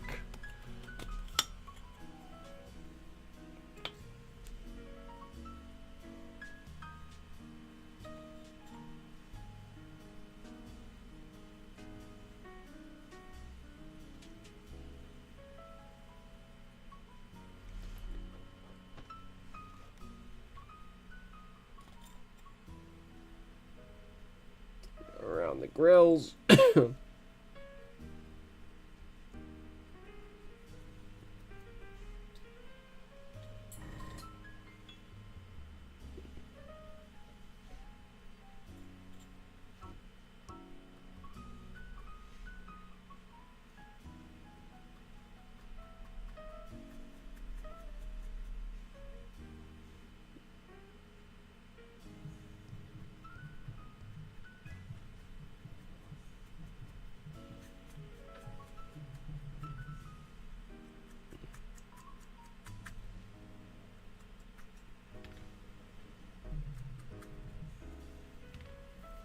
Good.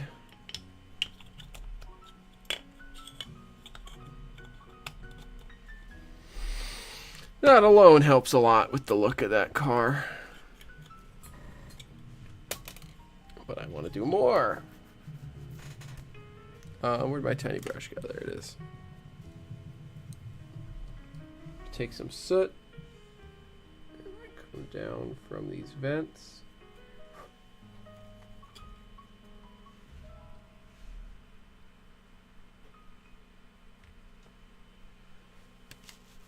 You're gonna have to get out the heated blanket. Oh boy, how chilly is it there?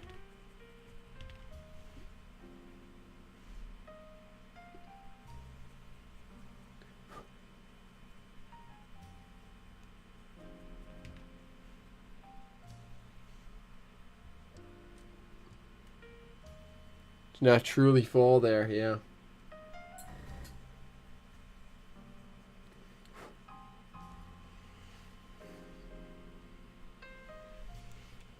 I'm gonna have to add a touch of brown to these soot streaks as well.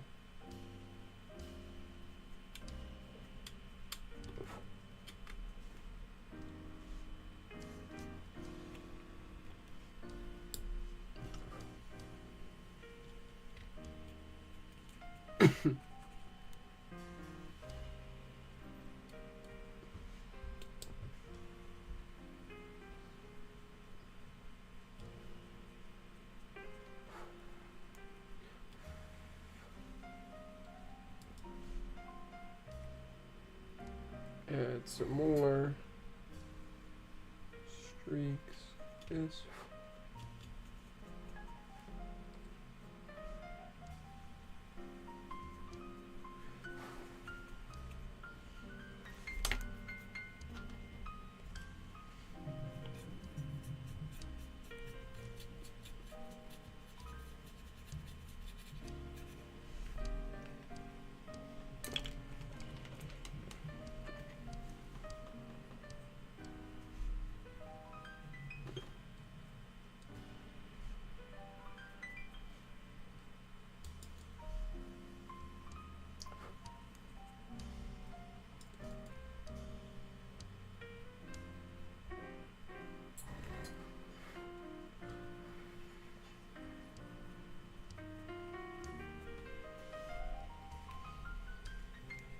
Spin it around, get the other side.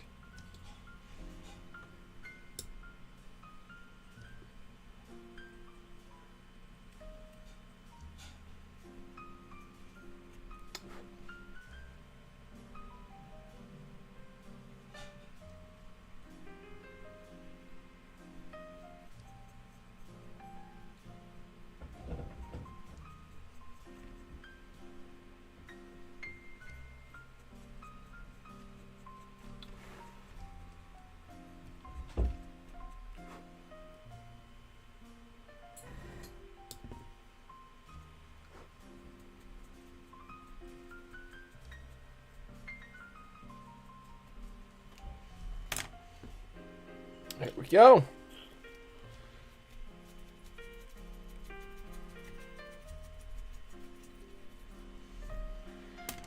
Great. Now let me get just a touch of brown into that, and then we will be good to go. And then we can jump to weathering something else. Maybe the Jeep. Maybe one of the Jeeps. I don't know. Maybe one of the Jeeps. I don't know. Do we want to do... What do you, I guess, what do you guys want to see? I could weather one of the Jeeps.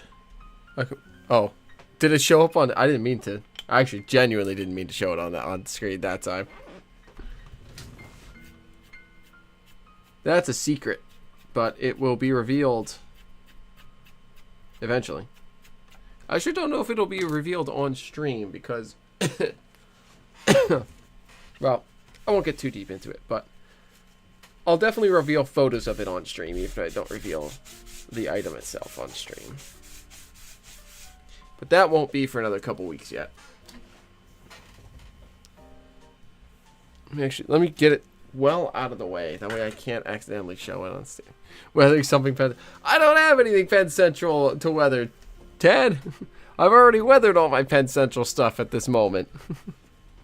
Point in case. There you go. There's a Penn Central for you, Ted.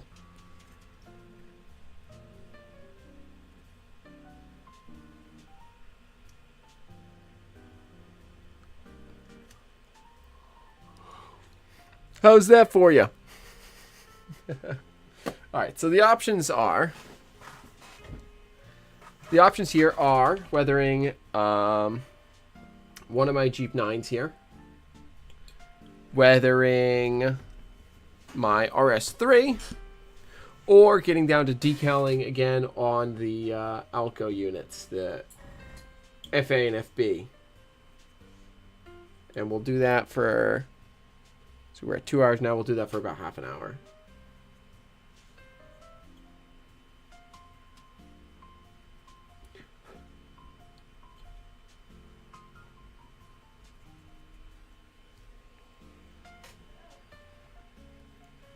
Decaling on the FA. Okay. There's a vote for the decaling.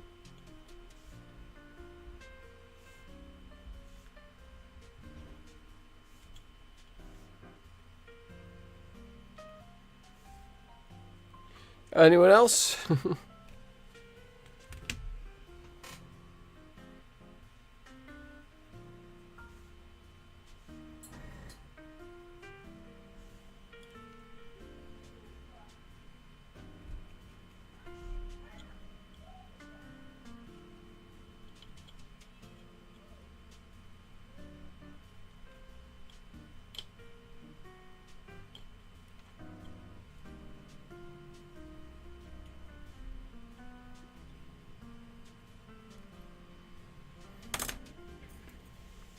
Just packing up that ruler to get to the mailbox at the moment. Nice.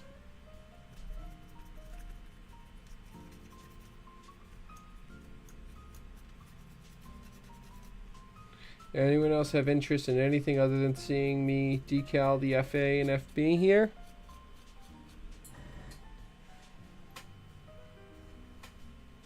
There we go. That's it. That's good on the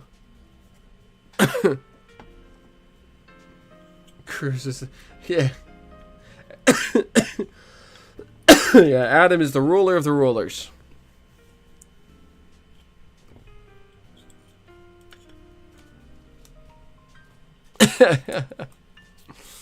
So that's good. I'm going to put a little bit of dark brown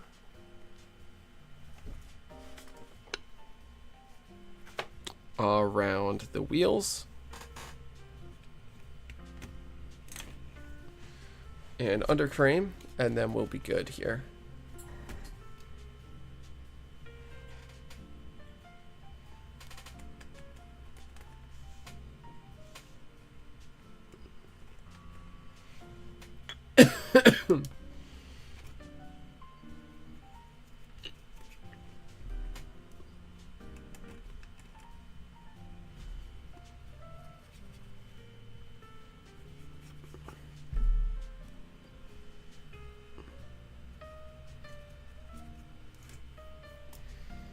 Trying to figure out why your right palm feels like you burned it. Well, that's a problem.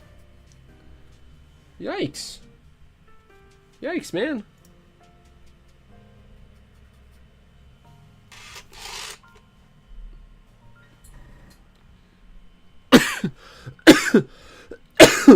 Excuse me.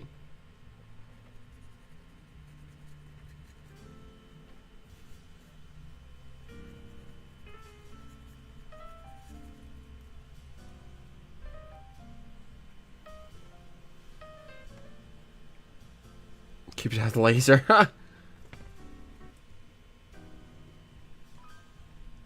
Yeah, no kidding.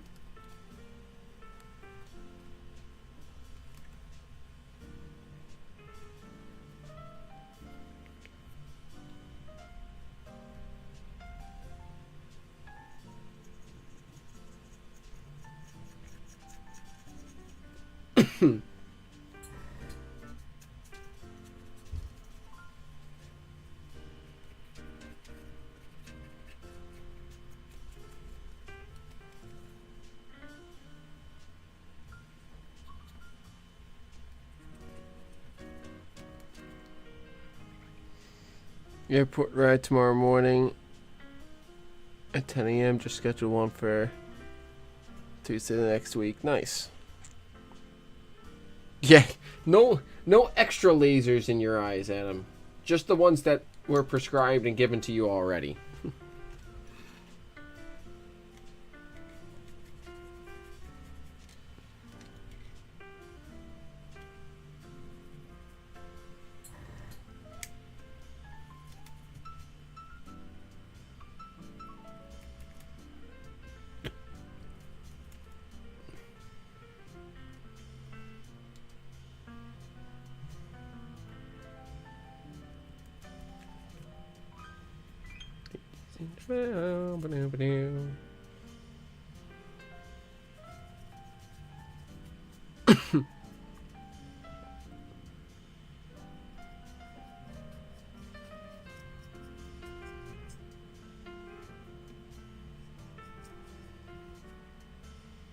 This is an old Kato RDC. The Rapido N scale ones have not come out yet.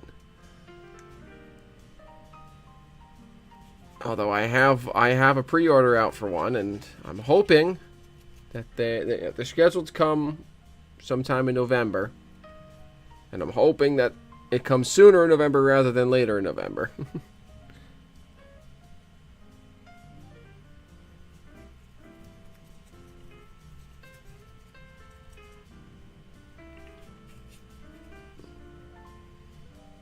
I have one of the RDC ones from Rapido out. Actually, I think they only put out the RDC ones in N right now. 15.5 years since you had LASIK and 2 months since your last ear surgery. Already 84% out of 100 on your cardio app. That is awesome to hear, Adam. I'm so happy for you, man. That's really awesome. Really, really awesome.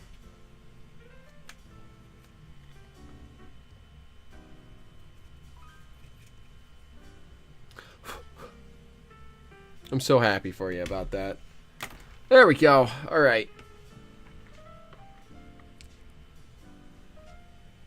That's, I think, going to do it on this RDC4.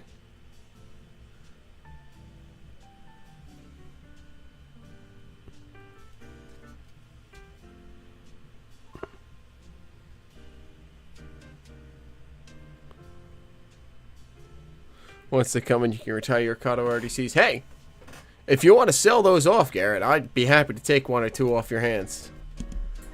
Could probably bully them into making some other varieties. Yeah, well, we probably could. What we should bully them. What we should, Garrett. What I really want to, I want to work some of you other. Oof, had a stroke. I want to work with some of you, my other fellow N-scale friends, to bully them into giving us the Roger Williams in N-scale. Those are the RDC set that the New Haven modified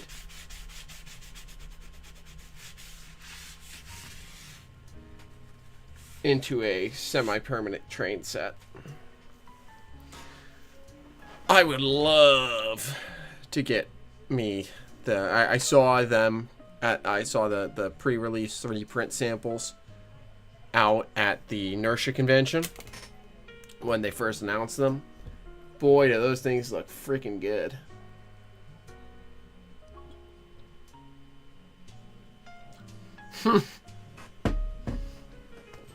Yeah, no kidding. Or SD40-2, yeah. I'm happy that Scale Trains is putting out the Jeeps. As much as you support it, you're worried how expensive those things would be. You're also not much of a New Haven guy. Yeah, that's fair. I don't think that'll ever come to N scale, purely because there's not nearly enough of a market up for it. You can get it in the New Haven, you get it in Penn Central patch, you can get it in full Penn Central, you get an Amtrak patch, and you can get it to Amtrak. And that's about it. So the ones with the working fans. Oh, that's the that's not Scale Trains. That's what the heck is that company? Class 1. Class 1 is coming out with those functioning fans. That's true, Garrett, but wasn't the Black Beetle from Kobo Custom Shops? In which case, it wasn't part of the regular release, and it was an added price, and it was limited quantity.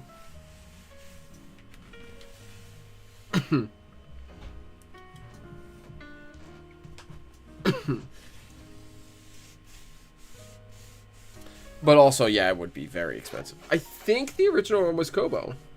I may be wrong about that, but I think that it was Kobo Customs. I think they're re-releasing the Black Beetle coming up soon, though. Maybe 26 or 27. I know that Kato had samples of the Black Beetle. I think it was at the N-Scale train, the NSE N-Scale show. National Convention and Show and stuff. Yep, okay, yeah. So then, but I don't think any were produced just straight from Kato. I think they all had to go through Kobo Customs.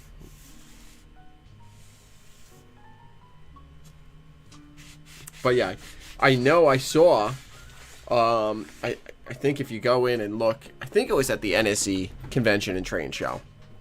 They did have out there stuff, a pre-production sample of a new Black Beetle, so all of it out of your price range after the Asilla 2, yeah.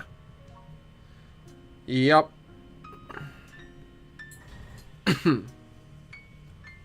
That's right. I'm gonna have to take a few months off of doing any purchasing of any sort, even like detail parts or things, when I go back and when we get to spring, because like I said, Scale Trains is coming out with their Jeep 40. And I'm very in N scale, and I'm very happy to be receiving a Penn Central one, which will of course be receiving BNCCS patches because I have to. But that'll be a fun project to really beat down and then patch out. That will be 762, BNCCS 762. 760 is already in BNCCS paint. 761 is going to be the bicentennial unit, and then we'll have 762 as still waiting for paint. Other than on the credit card, yeesh. 2K, yikes. I thought the standard Kato RDCs were way too expensive. I got this one for a really good deal thanks to Paul, and that was $50, which was about what it cost when they were released. I see RDC ones go regularly for $120, $130, up to $150. So, anyways, let's put this away. I will be right back. I gotta go fill up my little decal water bowl here, so I can get some decals on this FA, and then we'll wrap up the stream at around 10:30 or so. 10:15, 10:30. So, I will return shortly.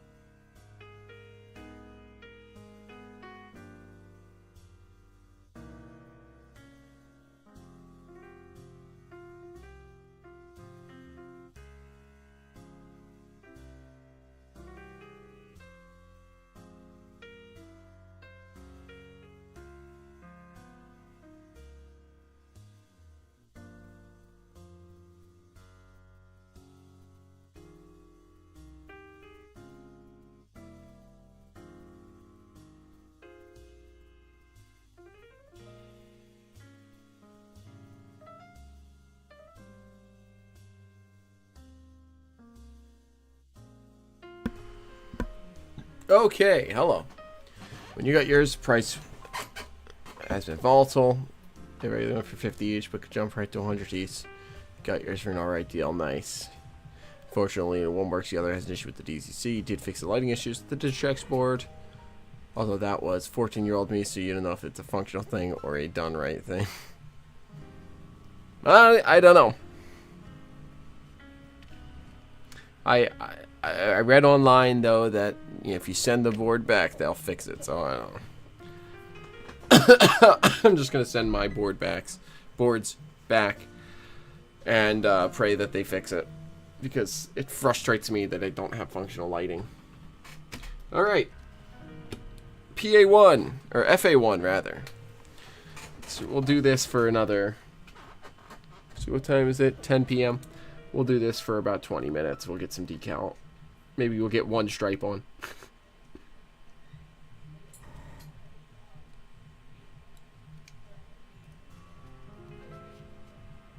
Let's get this off of the shell, or the frame off the shell.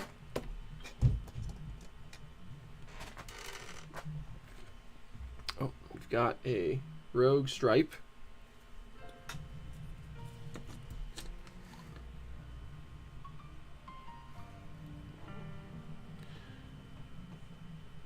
Take a look and see if you can clean them up and make them look better. Nice. Yeah, that'd be good.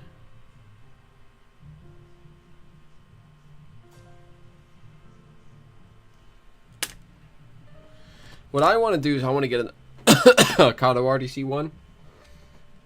I want to take the New Haven, or whatever lettering it is off, put the New Haven script lettering on. I want to get a Fights Cancer decal, because they had American Cancer Society, I think it was. Worked with the New Haven and got some decals on the front of RDC ones in New Haven script lettering with like a cool pink sword or red sword. It says Fights Cancer or something like that.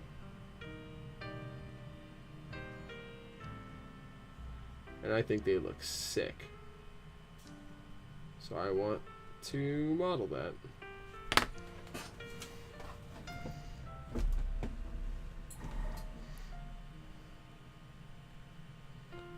You have a 1 and a 2 for C&W. Hey, I'd be happy to take them off your hands for a fair price.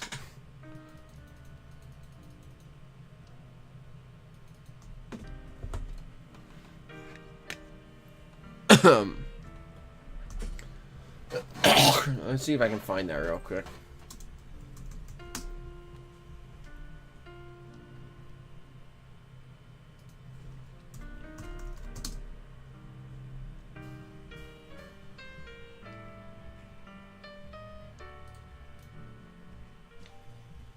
Just real quick, let me see if I can find a photo of one of those.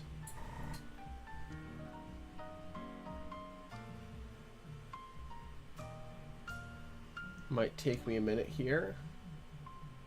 Oh wait, I know our photo of one is. Yeah. Let me look there.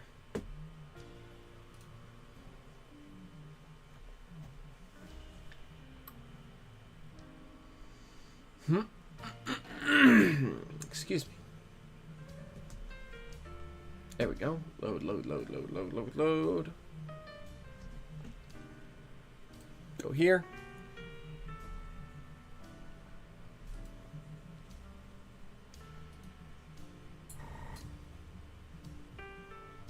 I think it was direct message.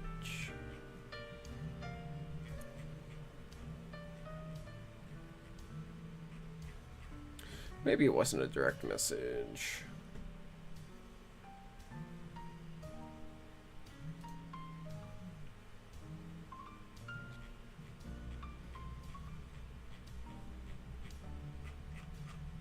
Maybe I won't be able to find it faster if I do this, because I don't actually know where it is.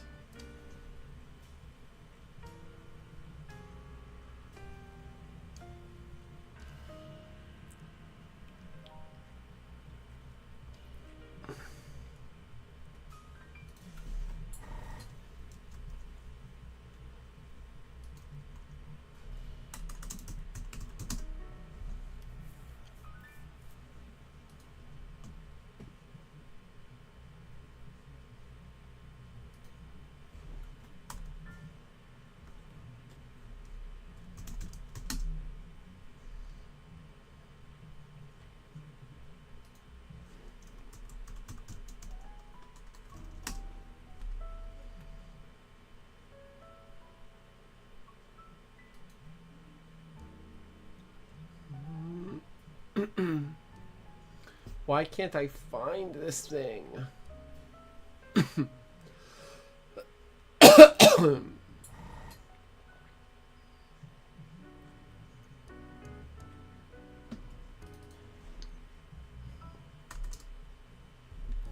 swear I saw a picture of it fairly recently and I can't remember where.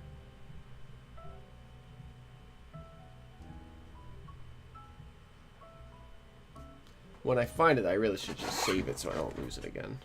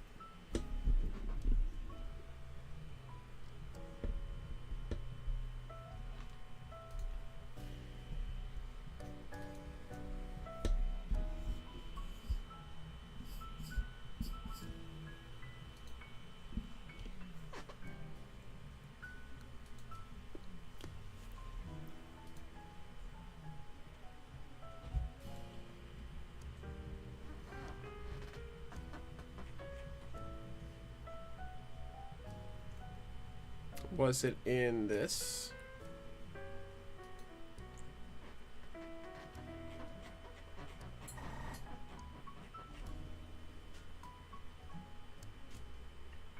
Maybe. I really should just give up on this. Find it some other time and share it in my Discord. But it's really going to frustrate me that I can't find it.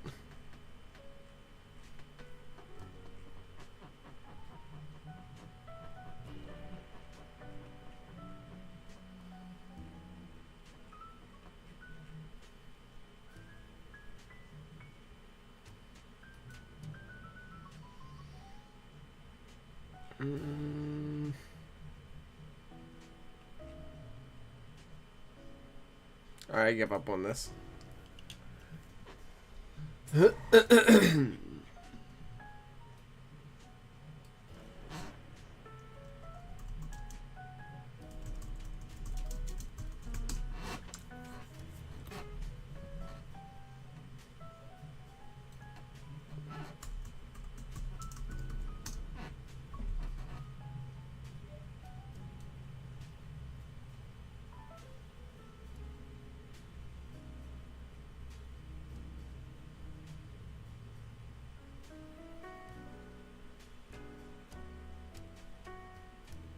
Wait, did I just find it?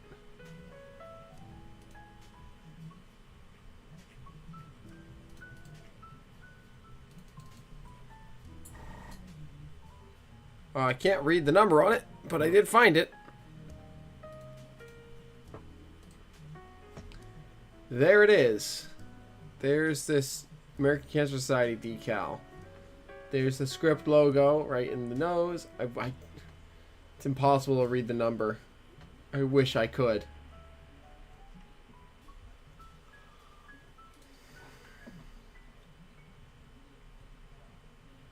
But there it was.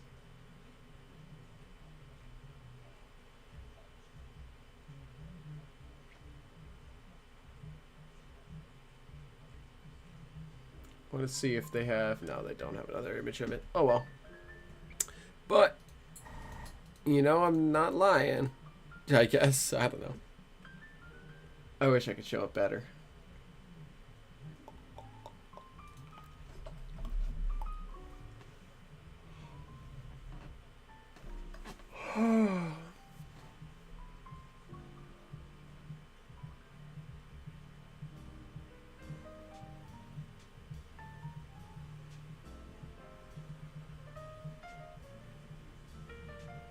Alright, that's enough of that.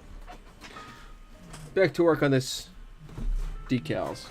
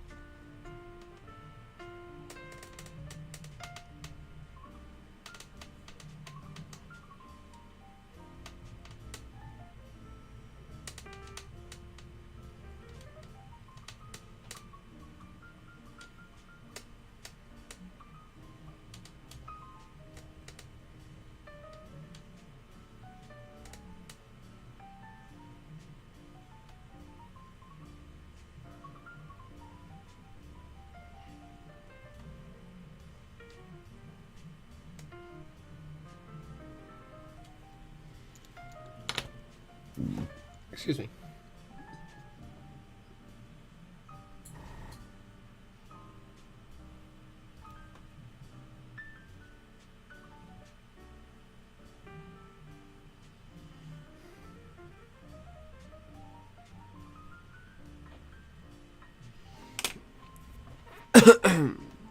All right.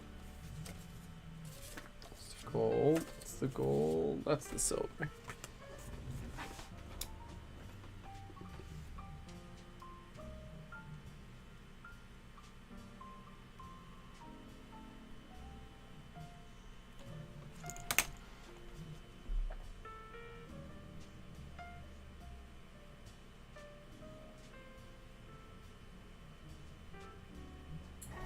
I think all that's going to go away. We're going to start fresh.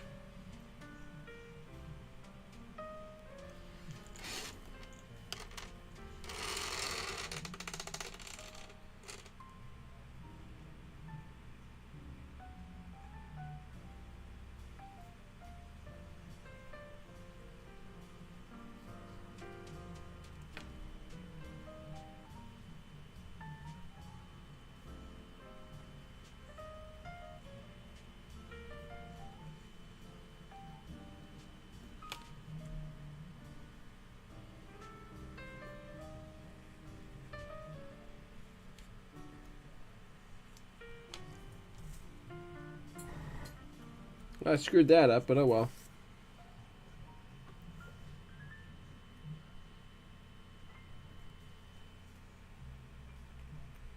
Trim that off.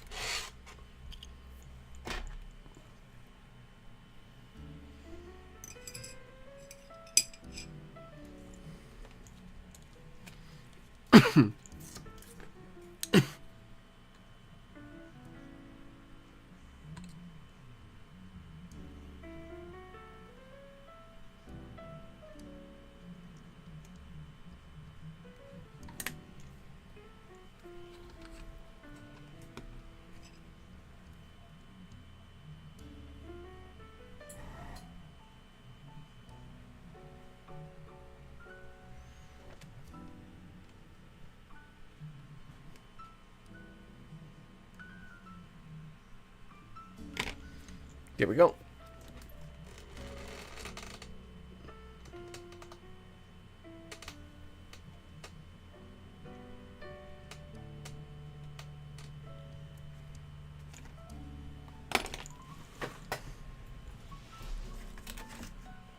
Uh-oh. Did I run out of Q-tips and not reorder new ones? Oh no. That'd put an end to my decaling time real quick. Because those are my favorite tools to move decals around. These little Q-tips.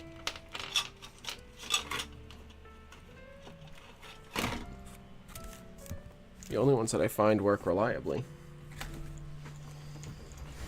The only tools it is.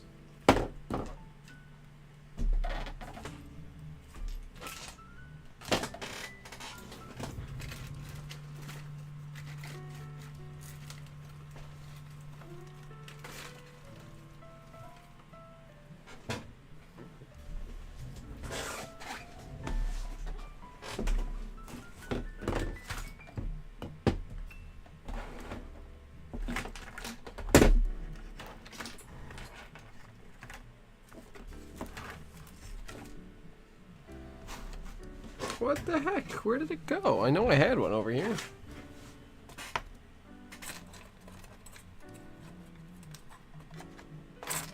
Alright, whatever. This will have to do for now.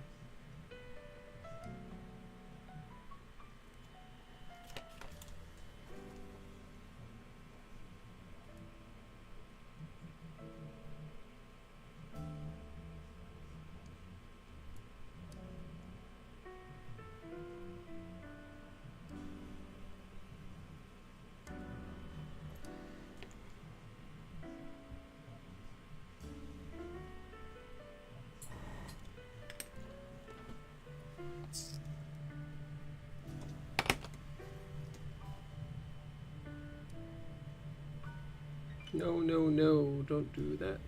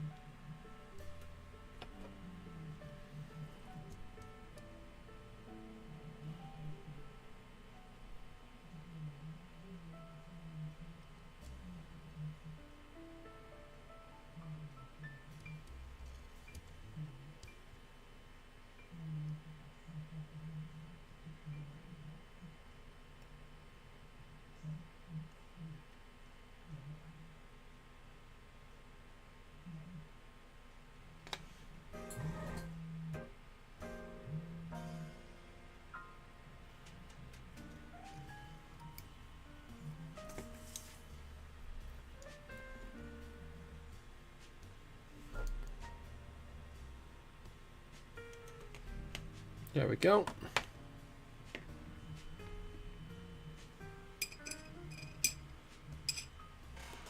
Get the next.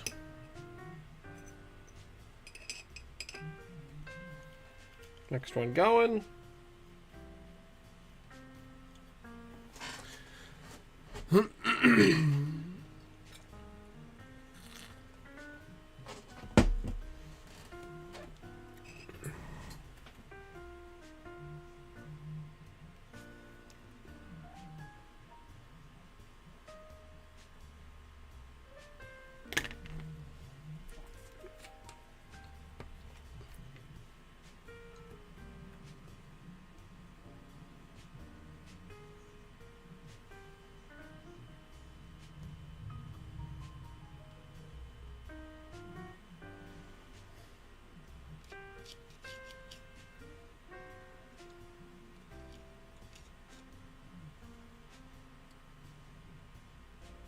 What the heck? Where did the rest of that stripe go? Ah, heck, man. Pardon me. I lost this whole chunk of stripe here. Oh, why is it zoomed all the way out? I thought it was zoomed in. What the heck?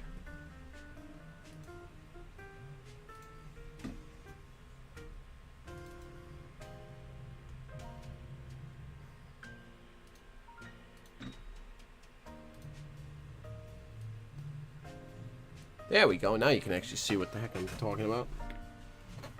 This section of stripe here, I've lost it. I don't know why. I don't know why. No, I don't know where it went.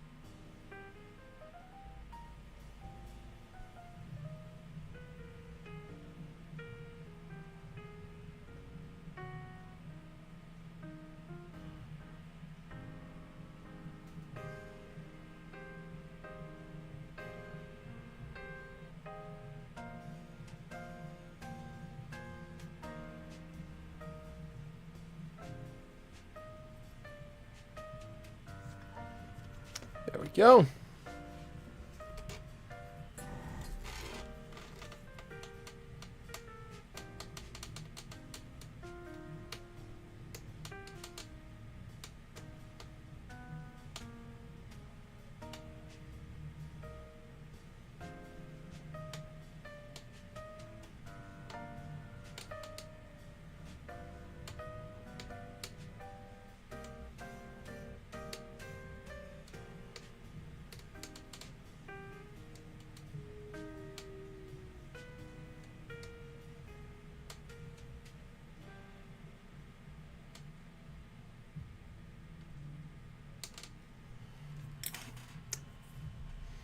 Good. Next piece of decal.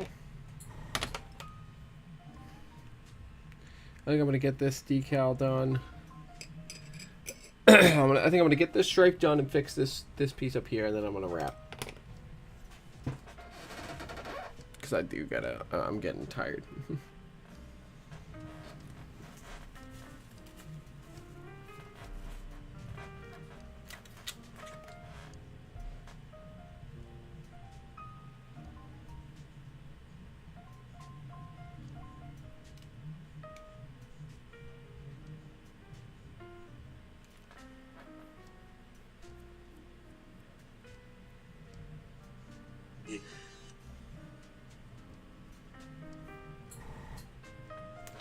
Okay.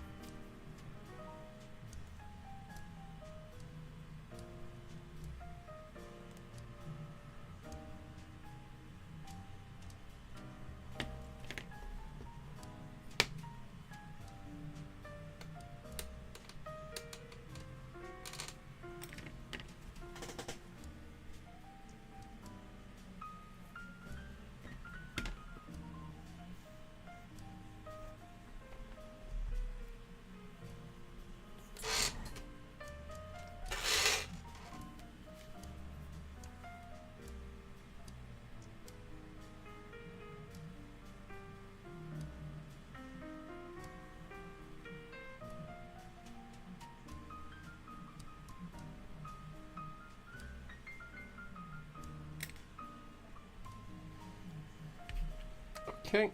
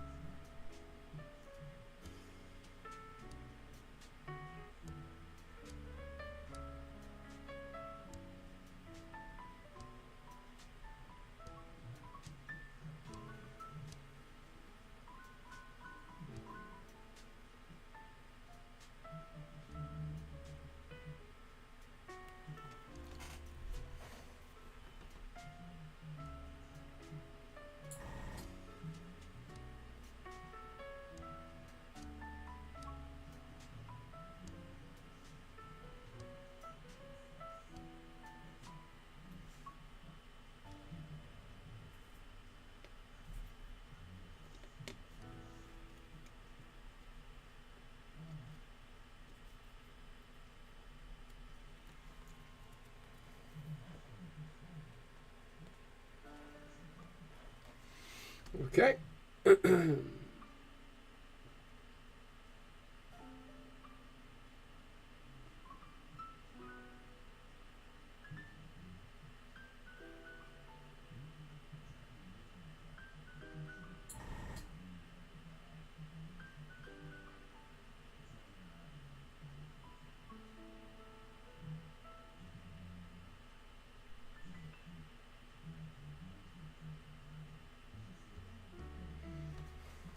Good.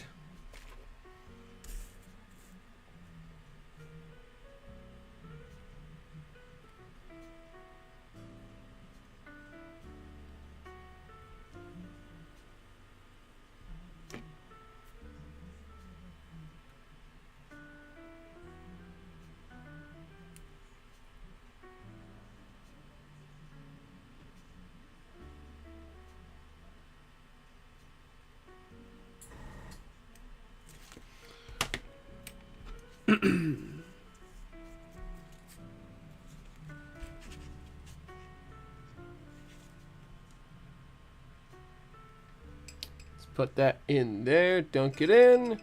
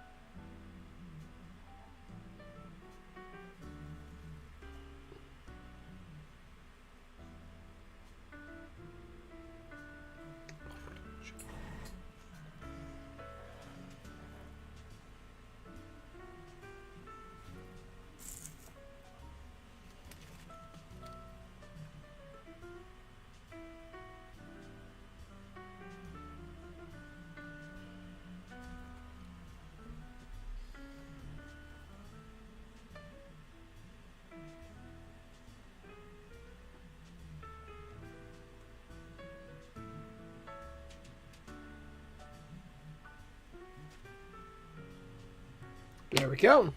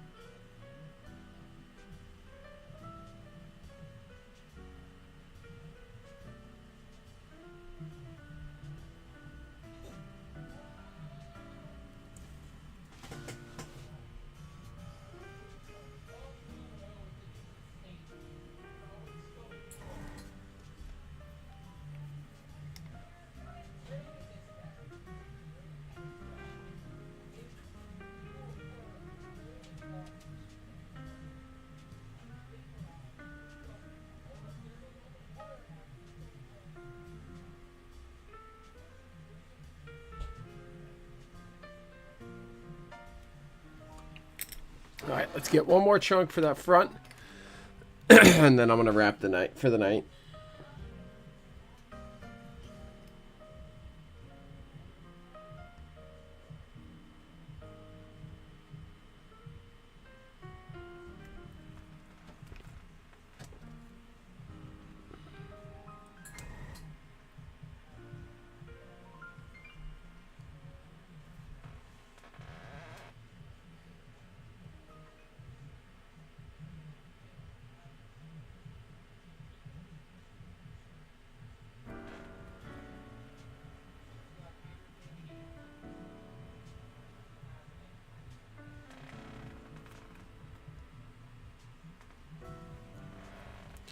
We're coming. We're getting there, Billy. We're getting there. We are getting there.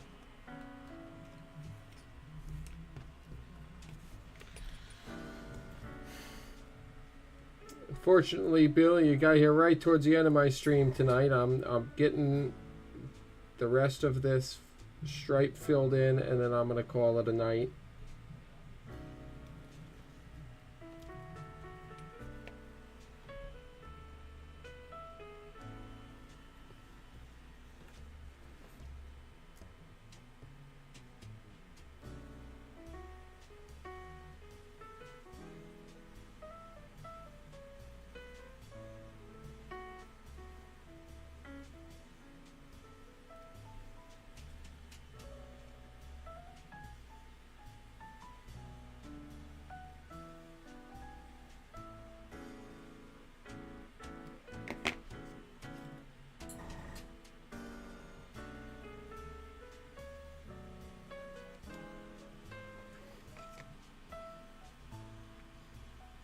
Hey, RBRT.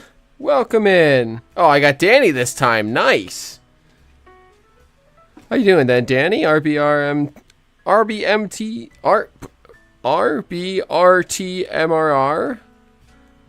Good to have you regardless of being late or not.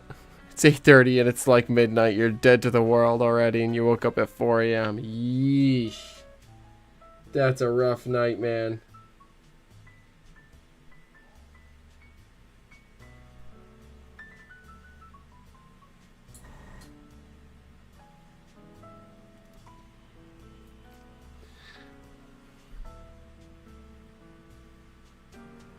Yeah, unfortunately, I'm here right towards the end of the night.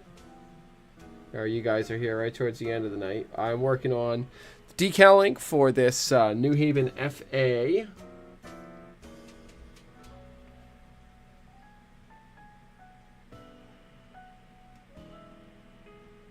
In the as delivered scheme, or the layer cake scheme. Dark green on top. Light orange down the middle. 1, 2, 3, 4, 5, 6 stripes down the side. Thin white stripes, like 1 inch, 1 scale inch.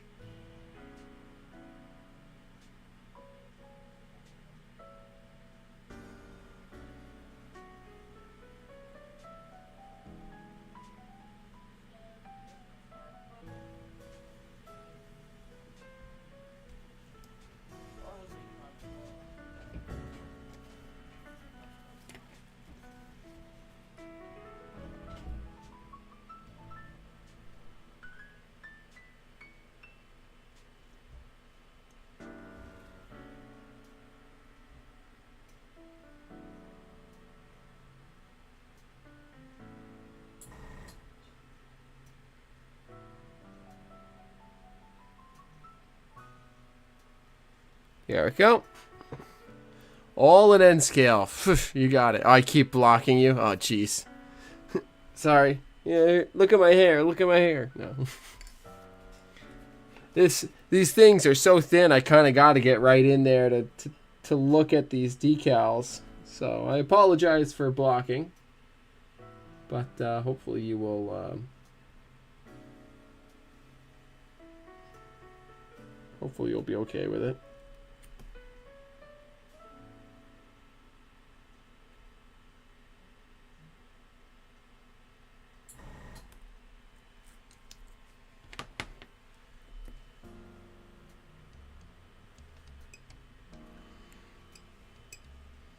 Yeah.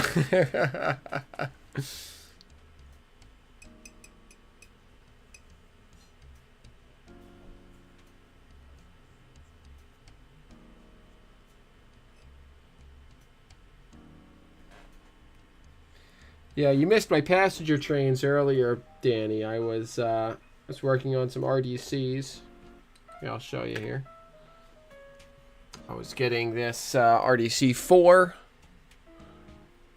weathered and putting the Hancock air whistles on there that the New Haven had put on their RDCs. But yeah, so there's the weathering I did tonight and the Hancock air whistles that I put on there tonight. So there's my RDC 4, which is baggage on this side, RPO on this side. Then I did the Hancocks on an RDC 1. So I just put the air whistles on right there and right there. So those are what I worked on earlier. I also put some Hancock air whistles on this GP9. Andy, good to have you. Thanks for stopping in. Unfortunately, you guys are here right at the end of my stream. I'm just finishing up some, this stripe on my FA.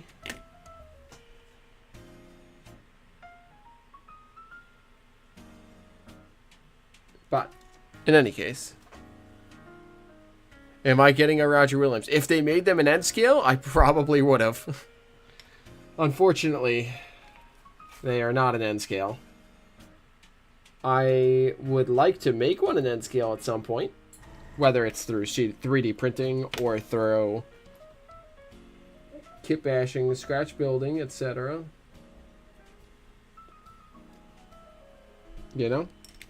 It would be a lot of fun, but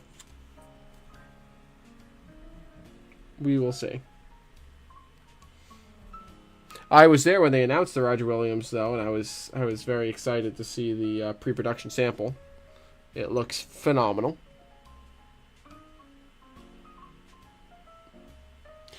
Rest Belt, you're glad your freelance scheme doesn't require a ton of thin stripes. Yeah. Yeah, my freelance scheme requires one 2-inch stripe or 2 mil stripe, which is about a scale like 5 inches, I think. That's about it. Rapido's doing it. Yes, that's correct, Danny.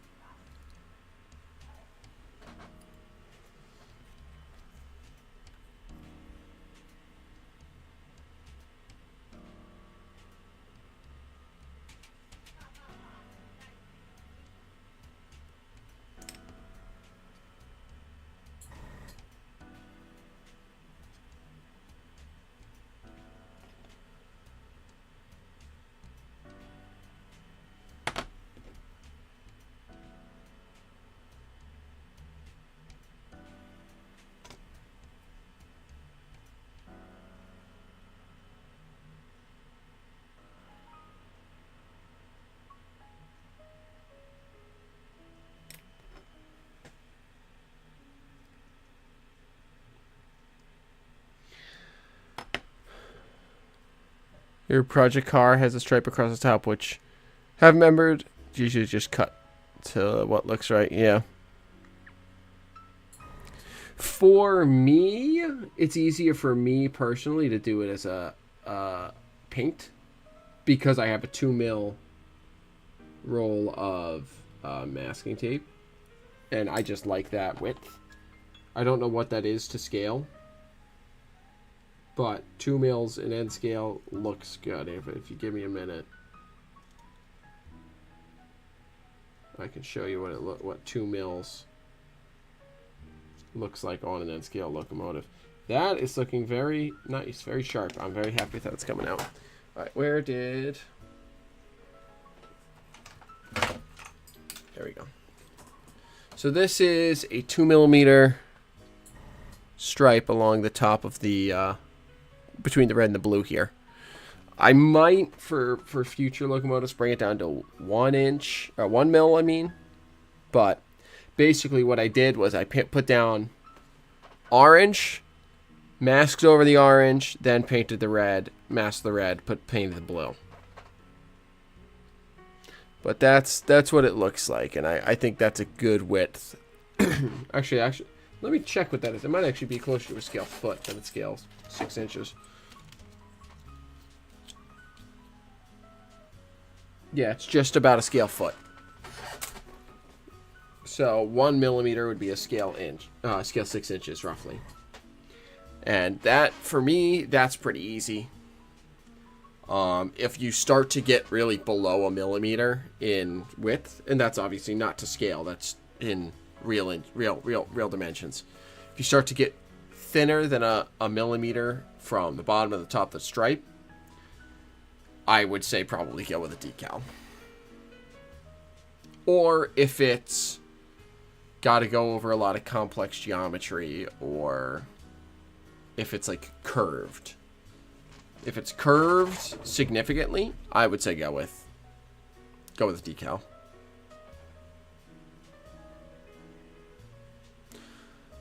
All right, I think that'll do for tonight.